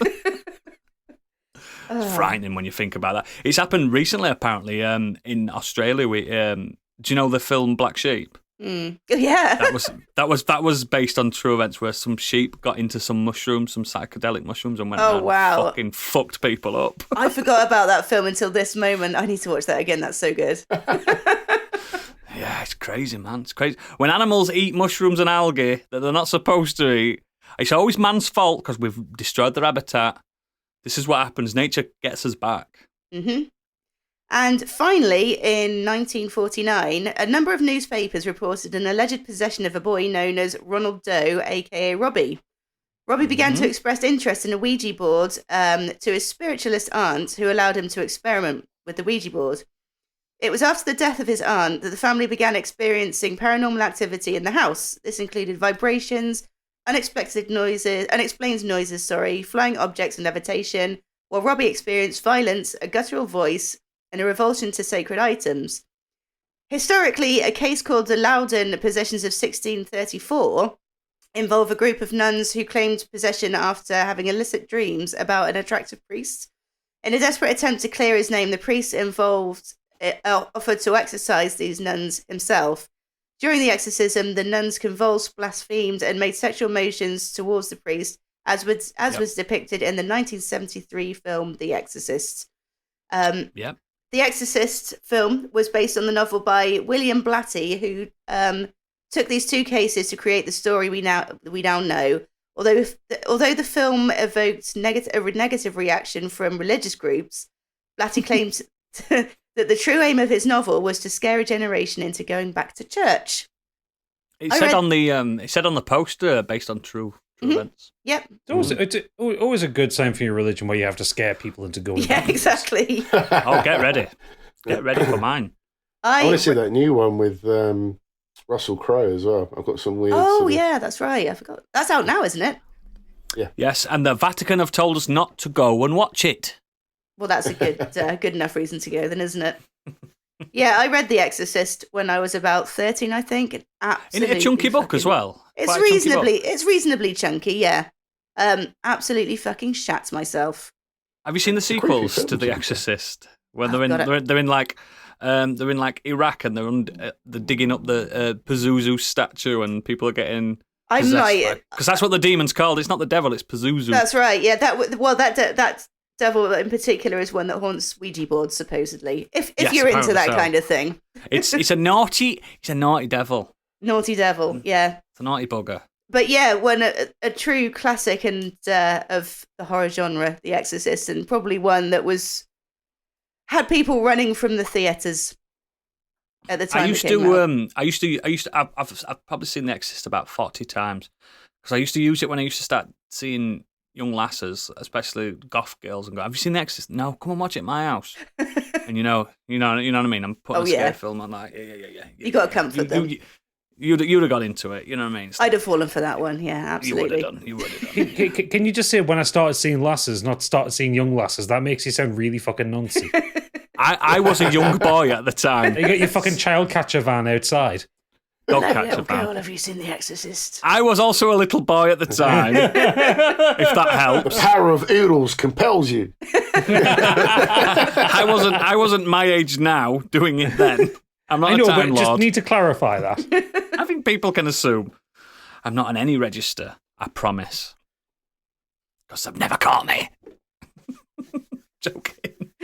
Right, speaking of nonsense, I'm going straight to the Vatican. It's not the start of a sentence. I'm going straight to the Vatican. Right, this film, it's a recent film, and that's my favourite religious film that's not about religion. The Two Popes, directed by Fernando Marielles. Fernando Marielles' biographical drama takes viewers behind the walls of the Vatican, telling the story of how Pope Benedict and Pope Francis had to come together to create a new vision for the modern Catholic Church. Now, it's not as verbose and serious as that little blurb makes out. This is quite a funny film. Yeah, it's also quite gentle as well. It's gentle, yeah. So it is based on real events that took place. So John Paul II died. Guess what? He died in our world as well. And then the Spanish radical lefty Cardinal Jorge Mario Bergoglio, a.k.a. our current Pope Francis, and the conservative German Cardinal Joseph Ratzinger, a.k.a. Pope Benedict XVI, the last Pope. Now, disclaimer, I am not a Catholic by any stretch of the imagination, nor am I a Christian. But this film is so fascinating because it's not about being Catholic at all. It's not about, even though there are two popes in it, it's not about being a pope. It's about being a man, and a man that's been given something that they've not particularly chosen. I mean, like, Pope Benedict Ratzinger in real life, he did kind of publicly say he did want to be Pope, and he was voted in, and he relished it. He was very conservative, didn't like the gays, didn't like contraceptive. You know what I mean? Is it 2003, I think, when he was, I can't remember. No, it was later than that. Yeah, when it happened anyway, and he was there till about 2013, something like, I can't remember. But he ultimately retired, which first time that's happened in 600 years. A pope retired because he's supposed to die as a pope, and he retired. And the reason he'd not retired prior is because he thought, if I retire, oh God, Jorge Bergoglio is going to become pope. They're going to vote him in because he was the second candidate. He nearly got voted in, and he didn't want that. So what does he do? He invites him to speak to him and spend a weekend with him and get to know him. And they are the complete polar opposites. So Pope Francis, Jorge we'll call him, he was Argentinian, and he grew up when the Argentinian troubles were happening, fascist regimes, Marxism, all that happening, and he was a bit of a outcast in his clergy. He was a Jesuit as well, which is like they're part of Catholicism that believe in God being lovable, because most Catholics fear God. They're scared the fuck of him. But he was more of like a bit of a spiritual, more forgiving. But he didn't help with the troubles. He hid because he knew he was going to die. And because of that, they kind of didn't like him. So he had to build himself back up as a man of the people. Very religious in Buenos Aires at the time. And he rose to cardinal and stuff like that. And he didn't do it because he wanted the power. He was always a humble man that just believed in God. Yeah. Now Joseph Ratzinger. Oh, big old German Joseph Ratzinger. Oh, he wanted to be Pope. He fucking wanted it. Like they used to back in the Renaissance. He wanted to be Pope. Like when he was announced, he was on the fucking balcony going, yes! Fucking Pope! Absolutely having a whale of a time. And he was super... As much as a 70-year-old could do. Yeah, they're all old. They're all old as fuck. Now he's young played, Pope. He's played fantastically by Sir Anthony Hopkins, like It's a great phenomenally. And both of them are not really good. Yeah, Jonathan Pryce is so good. It's also weird because Jonathan Pryce filmed that straight after playing the High Septum. Yeah, which is the opposite of what his character kind of is. But it's all those quiet scenes of them having a conversation with each other. God.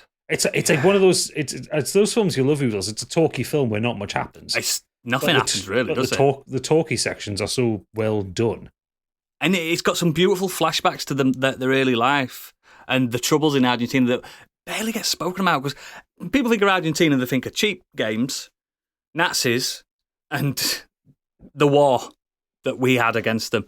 People forget that. And one of our royalty losing the ability to sweat. Yeah.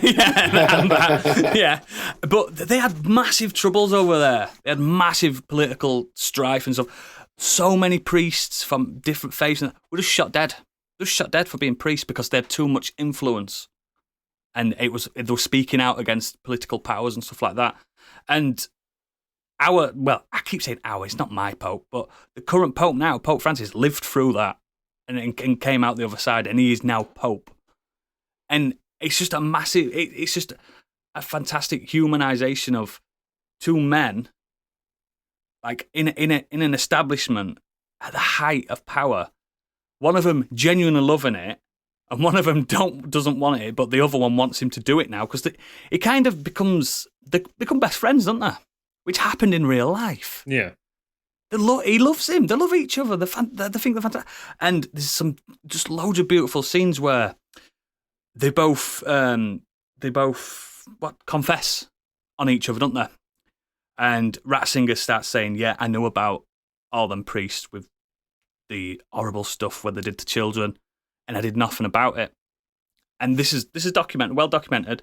And he gets what do they call it? Absolution? Is that what they call it? I don't know what the fucking Christians call it. You get forgiven.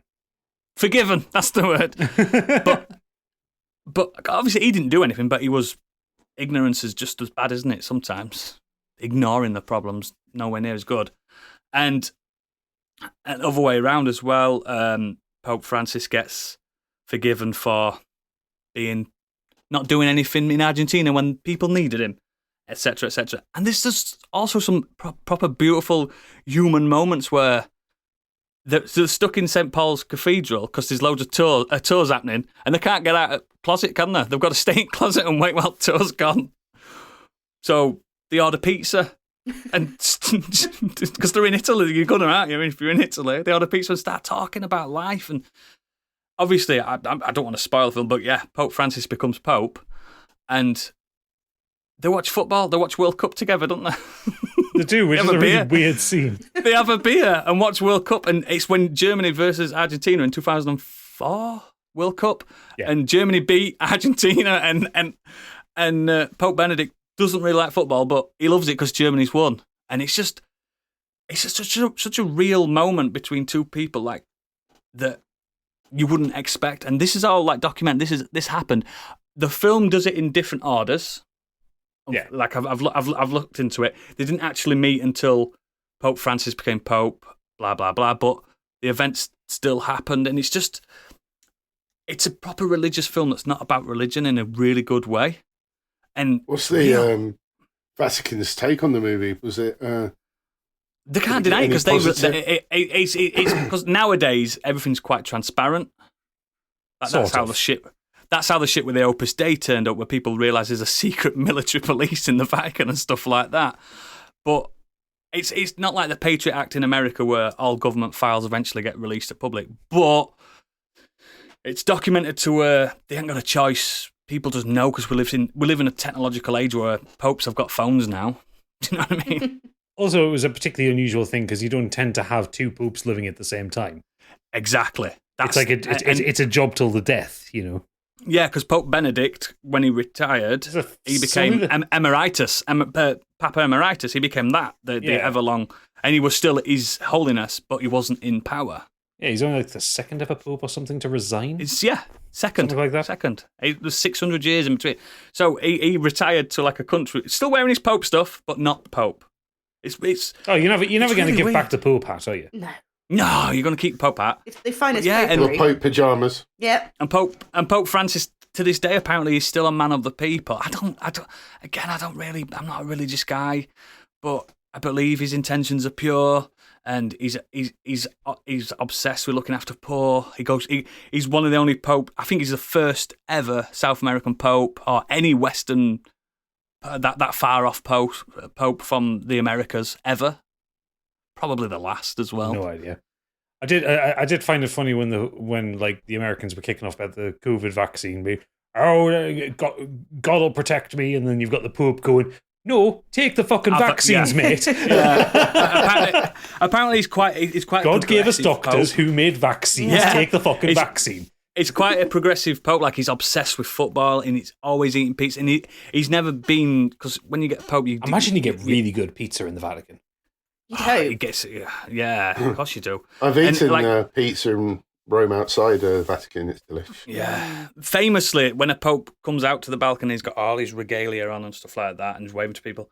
Pope Francis just came out in his gown and went, let's have a prayer for the last Pope. And he had a prayer for his friend, you know what I mean? The retired Pope. And he never wears all the gold chains and stuff. He's not a Renaissance Pope. He's like just a guy. Probably got his Crocs on underneath.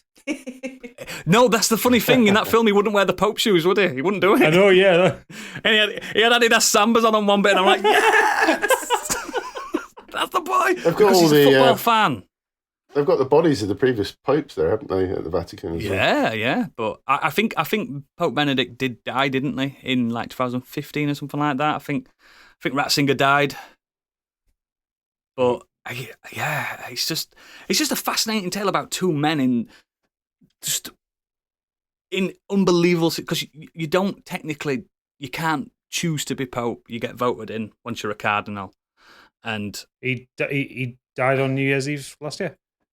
Oh, there you go. Yeah, there you go. But it's just a mad film that's real, and it's about religion, but it's not about religion at all. I think it's fascinating, and as a man I know nothing really about Catholicism at all, and it's just fascinating how they both believed in the same deity, but they both had completely different opinions on that deity as well.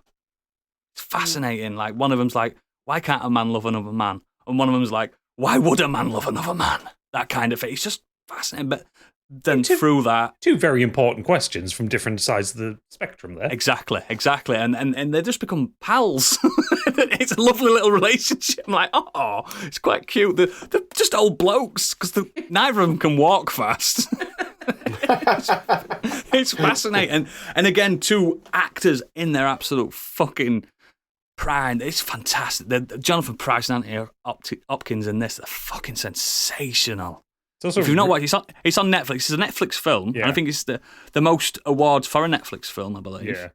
It's also really impressive that they managed to find two actors who were so good who kind of looked like both those popes. They do look like them. And there's a lot of non-English, but the thing you got to remember is one's German, one speaks Spanish, so they do actually communicate in English. And there's a line that and Latin. And there's a line that I love. And it's like he goes, "Do you like it in the Vatican?" Then he's like, "Oh, it's so exhausting speaking English all the time. It's doing my head in." I just don't want to do it, but that's part of the job, isn't it? I just think it's a lovely film. It's modern and it's a great take on it, and it's warts and all really. Because they do get into that sticky stuff that happened in the early 90s, late 90s that they tried to hide under carpet. And it's fascinating. The Vatican probably don't like it, but then again, it's out there. I recommend you should watch it. And again, it's a comedy, but not a funny. It's not a funny film. It's a comedy because I don't know. It's hard to explain, isn't it, Gadget?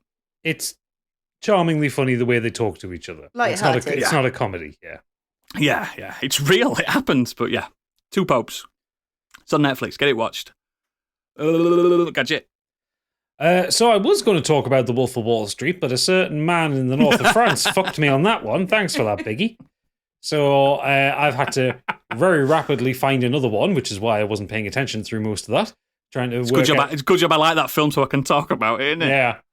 But I want to talk about, actually, the quick shout out to The Big Short, which is a really good financial crime film. Really good. Good. And a fantastic cast with like Christian Bale, Brad Pitt, Steve Carell, Ryan Gosling. They made Brad Pitt not good looking. Yeah, all playing against type, which really worked for me. Very good film. Steve Carell's really good in it as well. Oh, yeah. He's very good when he's not doing comedy, actually. He's a very good dramatic actor. Like Foxcatcher was great. Oh, Foxcatcher, get that watched. But no, I want to talk about The Imitation Game. Alan Turing, is that one? Yep, that's Alan Turing's one. So this is a film that was really overshadowed by the other big biopic of that year, which was The Theory of Everything, which I thought was a load of fucking bollocks. I hate it. I actively didn't like that film. I'm not an Eddie Redmayne fan. I didn't mind Eddie Redmayne. I just thought it was just fucking schmaltzy. Like Stephen Hawking was so much more than what that film gave him credit for. But I thought out of the two big Oscar bait films that were biopics of historical characters from the middle of the century, I thought The Imitation Game was the better film. So this is Benedict Cumberbatch playing, yes, Alan Turing, going over the time he had at Bletchley Park, cracking the Enigma device. Yeah. Fascinating. Well, yeah, fascinating process. So, for those who aren't up on their World War II history, the Germans had the Enigma device, so all of their transmissions were coded. And quite early on in the war, the Allies captured one. Not the Americans, as U-571 implied. No, it was us. To do with it. But quite early on, it was captured one. But there were so many permutations as to the cryptography of this device. That's why they were winning, though. The Axis power were winning because everything was encrypted. Yeah. There was no way for us to decode the messages fast enough to intercept them. Yes. Would receive messages and then decrypt them 6 days later. Yeah. So it kind of doesn't help. When the Luftwaffe are on your head. Yeah, it kind of doesn't help when it's troop deployment things for a specific battle. Yeah. So The Imitation Game is all about Alan Turing and his team at Bletchley Park basically creating the first computer to work this out. It's like an analog computer, isn't it? No, it's not like it. It is it. That's what it was. It was a clockwork computer. Yeah. It was cogs and gears. The thing was fucking massive. It took over half of Bletchley Park just to run the damn thing. Wasn't it historically dead warm as well in room? Roasting hot. Yeah. We had that much electricity running through there and that many kind of diodes and valves and tubes and all that kind of thing. Yeah, it would have been horrendously hot in that room. Isn't it mad when you think about it and you look at your phone and it's way more powerful than Bletchley Park? By an orders of magnitude. Imagine telling Alan Turing about a gigaflop or a teraflop or whatever. A teraflop, yeah. A what?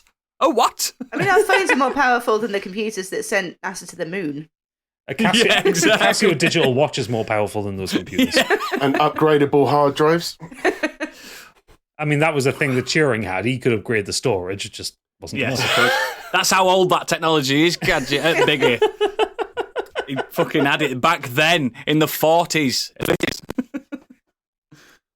So the machine was called Bomb. Yeah. Bomba. I can't remember whether it was Bomba. Bomba. It was an electromechanical device used to decipher the Enigma machines. It were absolutely massive. Mm-hmm. Absolutely massive. And yeah, so the film details kind of his development of this, working through the initial maths, putting the team together.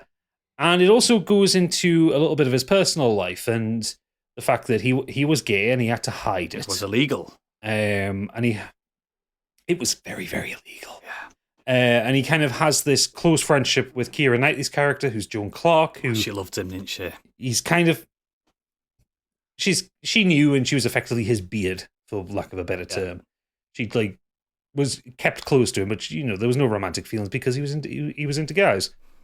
And ultimately, what I quite like, they had the computer program basically there to decrypt them. But because of the way the Enigma machine worked, they needed the cipher to work it out. But they're going to do it quickly. And do you know how they worked it out? Was one of the a mistake? It was by accident. It was by accident, but basically, they kind of realized the pattern that every Nazi order ended with Heil Hitler. Yes, that was it. Yeah, because they're hubris again. Yes, yeah. So it was the kind of Nazi formality hubris. So once they cracked that, then they could use the Heil Hitler at the end to then work out the cryptography of the rest of it. And quick as you like, they were working them out. And it's guess what? Quite we won. It's quite heartbreaking when they first work it out, because they get a message where one of the kind of the side characters' brother is on a ship that's going to be attacked. Yes. They can't tell anybody because they can't let the Nazis know that they know worked this out, because they would use something else instead. And it was like a low stakes attack in the grand scheme of things, wasn't it? So they had to sacrifice them. Yeah, and it's a really well done film. It's not 100% historically accurate. There's quite a few things dramatized or turned around or twisted around, but Alan Turing is a really interesting person and was a really interesting character. And he was fucked over by the establishment because after the war, it came out that he was gay and he was prosecuted and chemically castrated and he died. Yeah, they chemically castrated him, yeah. Because he was gay and that was illegal and it was an awful time to be a gay person. They couldn't lock him up because he helped save the war, but they had to take his gonads off. Basically, yeah. Like they couldn't have the optics to put him in prison. Did he die from complications from that? Is that what actually killed him? I think so, yeah. Yeah, I think so. That. God, that's horrific. Oh, it's awful. It's absolutely awful. Yeah, the real story is fucking disgusting. And then they had to still to this day, his descendants are getting compensation by government. Yeah, that's what they did to him. And he's not got many descendants because he was gay. Mm. So he's like close family and stuff like that. It's just disgusting. Oh, one of the most important people ever. He took his own life. He was 41 years old. Oh, did he kill himself? And he took cyanide. Oh, God. Wow. Yeah.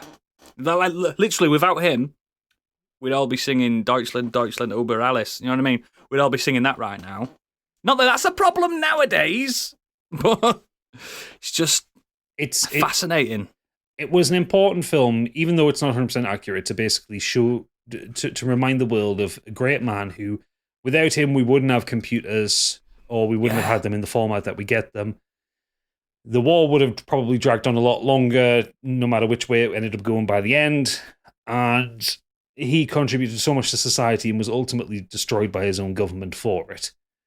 Martyred, and wasn't he? It wasn't martyred. He was martyred, but yeah, it was basically he died in 1950 something, 1952. Fucking hell, that's not fucking.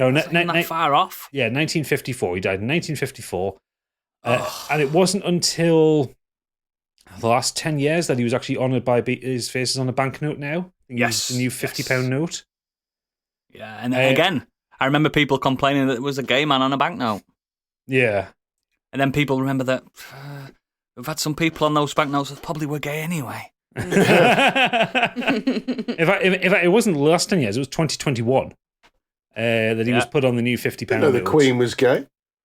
No, definitely not her. So, yeah, it's really sad that it's taken 60, 70 years for him to be kind of honoured openly so when he did so much for When he should have been knighted, he should have been lauded above all. Yeah, they apologised and all that, like you're saying, honoured him, but it was just too late. Too late. Isn't it? He was given an OBE. Yeah, OBE, yeah. But yeah, he should have been given a knighthood. He should have been given everything for the work that he put in and the sacrifices that he put in to help with the war effort. And this is not me getting kind of jingoistic about World War II, or anything like that. He saved lives, mate. He did save lives, and he created technology that stands to this day. Exactly. So one of the most important Britons of all time. Yeah. And yeah, it's a really sad story, but it's a really good film, and Benedict Cumberbatch plays him so well. I think that's his best role. It's definitely up there. That's really fascinating. I didn't know anything. I mean, I knew about his role in the war, but nothing sort of after that. I'm shocked. He was a really interesting man. I remember about 10 years ago they put a statue up of him somewhere, and it got defaced by people. The graffitied it with slurs and stuff. Still 10 years ago, like this paragraph on his disgusting. This paragraph on his Wikipedia is ridiculous. Turing was prosecuted in 1952 for homosexual acts. He accepted hormone treatment, a procedure commonly referred to as chemical castration, as an alternative to prison. Turing died on the 7th of June 1954, 16 days before his 42nd birthday, from cyanide poisoning, which was determined to be a suicide. Following a public campaign in 2009, British Prime Minister Gordon Brown made an official public apology on behalf of the British government for the appalling way Turing was treated. Queen Elizabeth II. Too little, too late. Queen Elizabeth II granted a posthumous pardon in 2013. Mad, isn't it? We forgive you. The term Alan Turing law is now used informally to refer to a 2017 law in the United Kingdom that retroactively pardoned men cautioned or convicted under historical legislation that outlawed homosexual acts. Like, that's fucking ridiculous. The man was fucked over in the most horrible way and treated like a criminal, and it's so sad. It's when you make the ultimate sacrifice for society, but society doesn't make it back. Do you know what I mean? They don't recompensate what you've put for them. It's just because they don't like it. Yeah, and people say, why do we need pride in everything? It's that. That's why we need it. That's why we need it. These things are happening in living memory. Yep. It's unbelievable. It's disgusting, isn't it? It's disgusting. And in grand scheme of things, this is modern times. I know it's 1940s, but it's modern times. Yeah. It's like 70 years ago. Yeah, this is people's granddads were alive. Do you know what I mean? It's fucking mental when you think about it. But yeah, it's a great film. I would really recommend if people haven't seen it, just see The Imitation Game. They say it's a real tour de force from Benedict Cumberbatch. Yeah. It's also got Keira Knightley, Matthew Good, Rory Kinnear, Charles Dance, and Mark Strong in it. Yeah. Who directed it? It was directed by Morten Tildum. He's a Norwegian director who did Headhunters. Headhunters is good. Yeah, that's great. Yeah. Interestingly enough, I was also reading on the Wikipedia, the score for the film was done by Alexandre Desplat, who it was nominated for an Oscar, which he ended up losing to himself for his score for the Grand Budapest Hotel. Which is that's a great score. Let's be fair. That's a fucking great score. His odds are up there if he's got two films in that for one. Yeah, but The Imitation Game. Very good film. It's an important film, I think. Yeah. Excellent. Do we have any feedback? We do. Last week's guest, Rob Jones.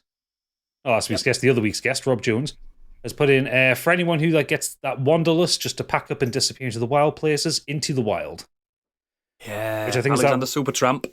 I think is that Reese Witherspoon one. No, Into the Wild. It's Emil Hirsch. Oh yes, that one. Sorry, no, I'm thinking of Wild. He dies in Alaska. Yeah, Mr. Supertramp. That was his name. Yeah, that's it. Yeah. Well, he gave himself that name, and then he was a billionaire's son or something like that, and he thought, "Fuck it, I'm going into the wild." It's a great film. Great book. Super Natty Cat has said, in a rather unhinged way, Cocaine Bear. Did you know that the real life Cocaine Bear is stuffed and on display in a mall in Kentucky, and you can get married by it? I did not know that. Instantly. I think it died instantly when it ingested all that cocaine. Yeah, it didn't go on a 90-minute killing spree. Not like the birds. Hunting down teens. I've still not seen that film, and I'm a bit reluctant. It's supposed to be shite. Stig thought it was shite. Yeah, Looking forward to Ketamine Koala. Ketamine Koala's supposed to be good. Well, that's what they call oodles on a bank holiday. Used to do, mate. Fucking hell. Stuck in them K-holes. Laurie Luna has said, for me, the personal favourite is The Dig, based on the real events of the discovery of the large Anglo-Saxon burial at Sutton Hoo. I particularly like the addendum, which highlighted the fact that Basil Brown wasn't credited for the find until many decades later, as the British Museum left his name off the exhibit, despite him being the one to find the site and start the preliminary excavations of it. The film isn't a completely accurate telling, but it's a stunning film nevertheless. It is, I agree. It's fantastic. Get that watched. Lee Davies has said, tough one this, lots to choose from. I'll go ahead and say Dunkirk. Yeah, it's pretty fucking accurate. But it's pretty close between that, Schindler's List, and Goodfellas. They're all good. They're all good, and they're all... I mean, Schindler's List is very important. You should all watch that. Yeah. But once. It's a film you only need to see once. Yeah, I keep saying it's not a casual Sunday afternoon film with the family, is it? No, but it's very, very, very important. Schindler's List is on par with like Imitation Game, where it's an important time in history that needs to be addressed massively. Trust me. If you've not seen Schindler's List, don't even just think, oh, I'm going to watch a nice Spielberg epic. It's past that. It's beyond that. It's Hollywood didn't want him to do it, but he did it. And you need to watch it. Yeah. And Dunkirk again. Dunkirk's fascinating. I think it's Goodfellas. Dunkirk for me is like one of Chris Nolan's weaker films, but it's still very good. Yeah. It's just there's not much dialogue in that film. No, it doesn't need to be. I think Tom Hardy's in it. He doesn't speak once, does he? Is Tom Hardy even in it? Yeah, he's a pilot, one of the Luftwaffe pilots. Didn't know that. And he doesn't speak once. I think that's Tom Hardy. I'm probably wrong, but he does. He likes a bit of Tom Hardy, doesn't he? He does like a bit of Tom Hardy. Moving on, Nimrod Hicks has said, "Dear Mexican entrants, I would like to draw your attention to a great little movie called McFarland USA. This is not the sort of movie to blow your mind or change your life, but it is a great recommendation for a Sunday afternoon watch. Once you're done with Schindler's List." Kevin Costner plays teacher Jim White, who moves his young family to a poor US town in California and takes up a job coaching at the local school. I think I've seen this. The movie describes his family's struggles to fit into the culture of the town and their eventual acceptance as he coaches a group of young Mexican lads to attempt to win the state championships. Yes, I have seen it. This movie is a classic no-frills, nuts and bolts telling of a great tale, and if the end scene of the real-life reveal of what happened to the participants doesn't warm your heart, then you're dead inside. I think I've seen this years ago. I feel like I've seen it. Yeah. I think I definitely have. Yeah. Oh, if not, I'm going to watch it again. And last up, we have Best Boy Angry Kurt. Said, I think many racing fans would say that Senna is one of the best films based on real events. Fantastic film. But after having watched it, I would say that would probably only be interesting if you're a fan, and that even then a fan of old racing at the time. However, both the films Rush and Ford vs. Ferrari are great films that anyone can enjoy. They may be based on real events, but it's told in a way that a good boxing film is told. For example, I have no interest in boxing, but I love a good boxing film. This brings me on to the... Sorry, yeah? He doesn't like Rocky. It's not based on real things. This brings me on to another sports film in Foxcatcher. It features amazing performances from everyone involved, even if the material is quite a difficult watch. And finally, I don't know how accurate they are, but I really enjoyed the Steve Jobs film, the good one with Michael Fassbender, which went through 3 of the Apple product launches, and also The Social Network, which is another great film from David Fincher. Social Network was really good. Good soundtrack. Yeah. Yeah, isn't it thingy, Trent Reznor? Mm-hmm. And he knows how to make a soundtrack, doesn't he? Yeah, is it him and Atticus? Atticus. Yeah, so it's basically just 9 Inch Nails. Yeah. Yeah.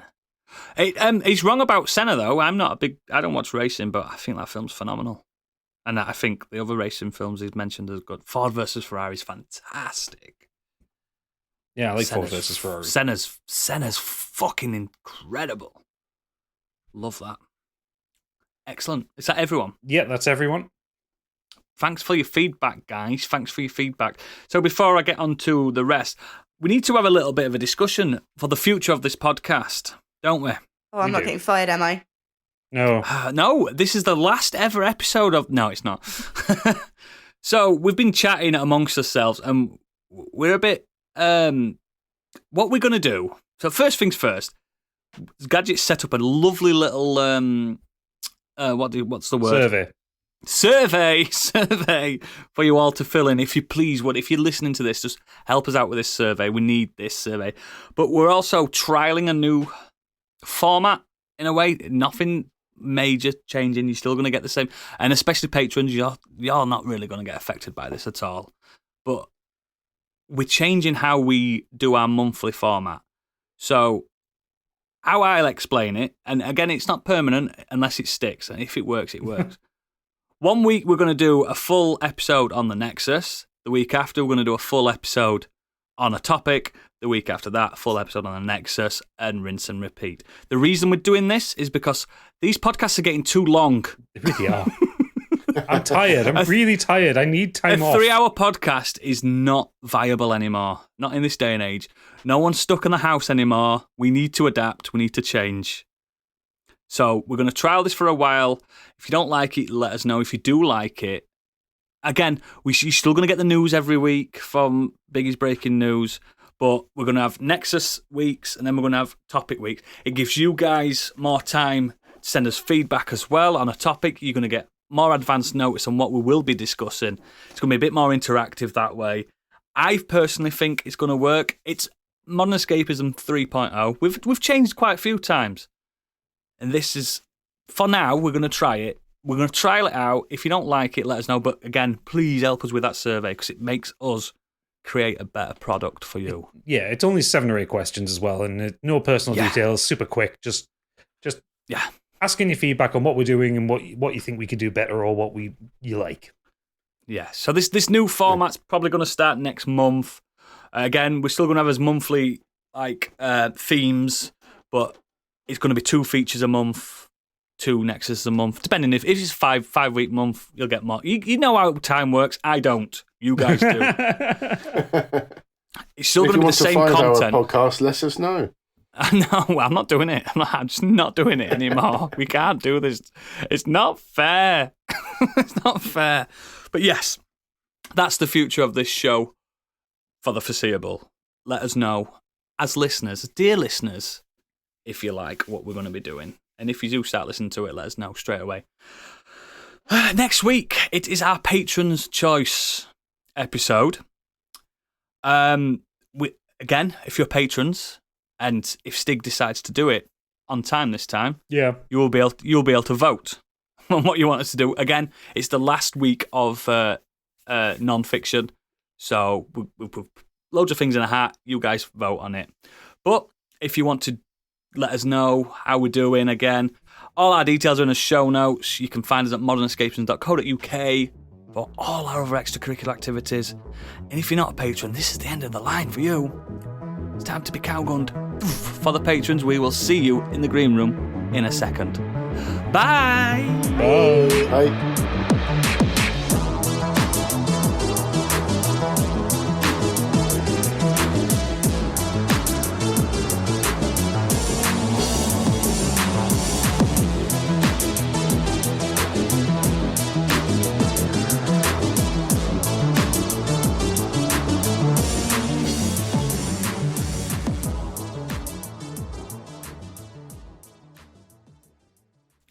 I think we'll get away with that. Yeah. I think people. There's your Easter egg. No, I know. Fuck off. I didn't think of that.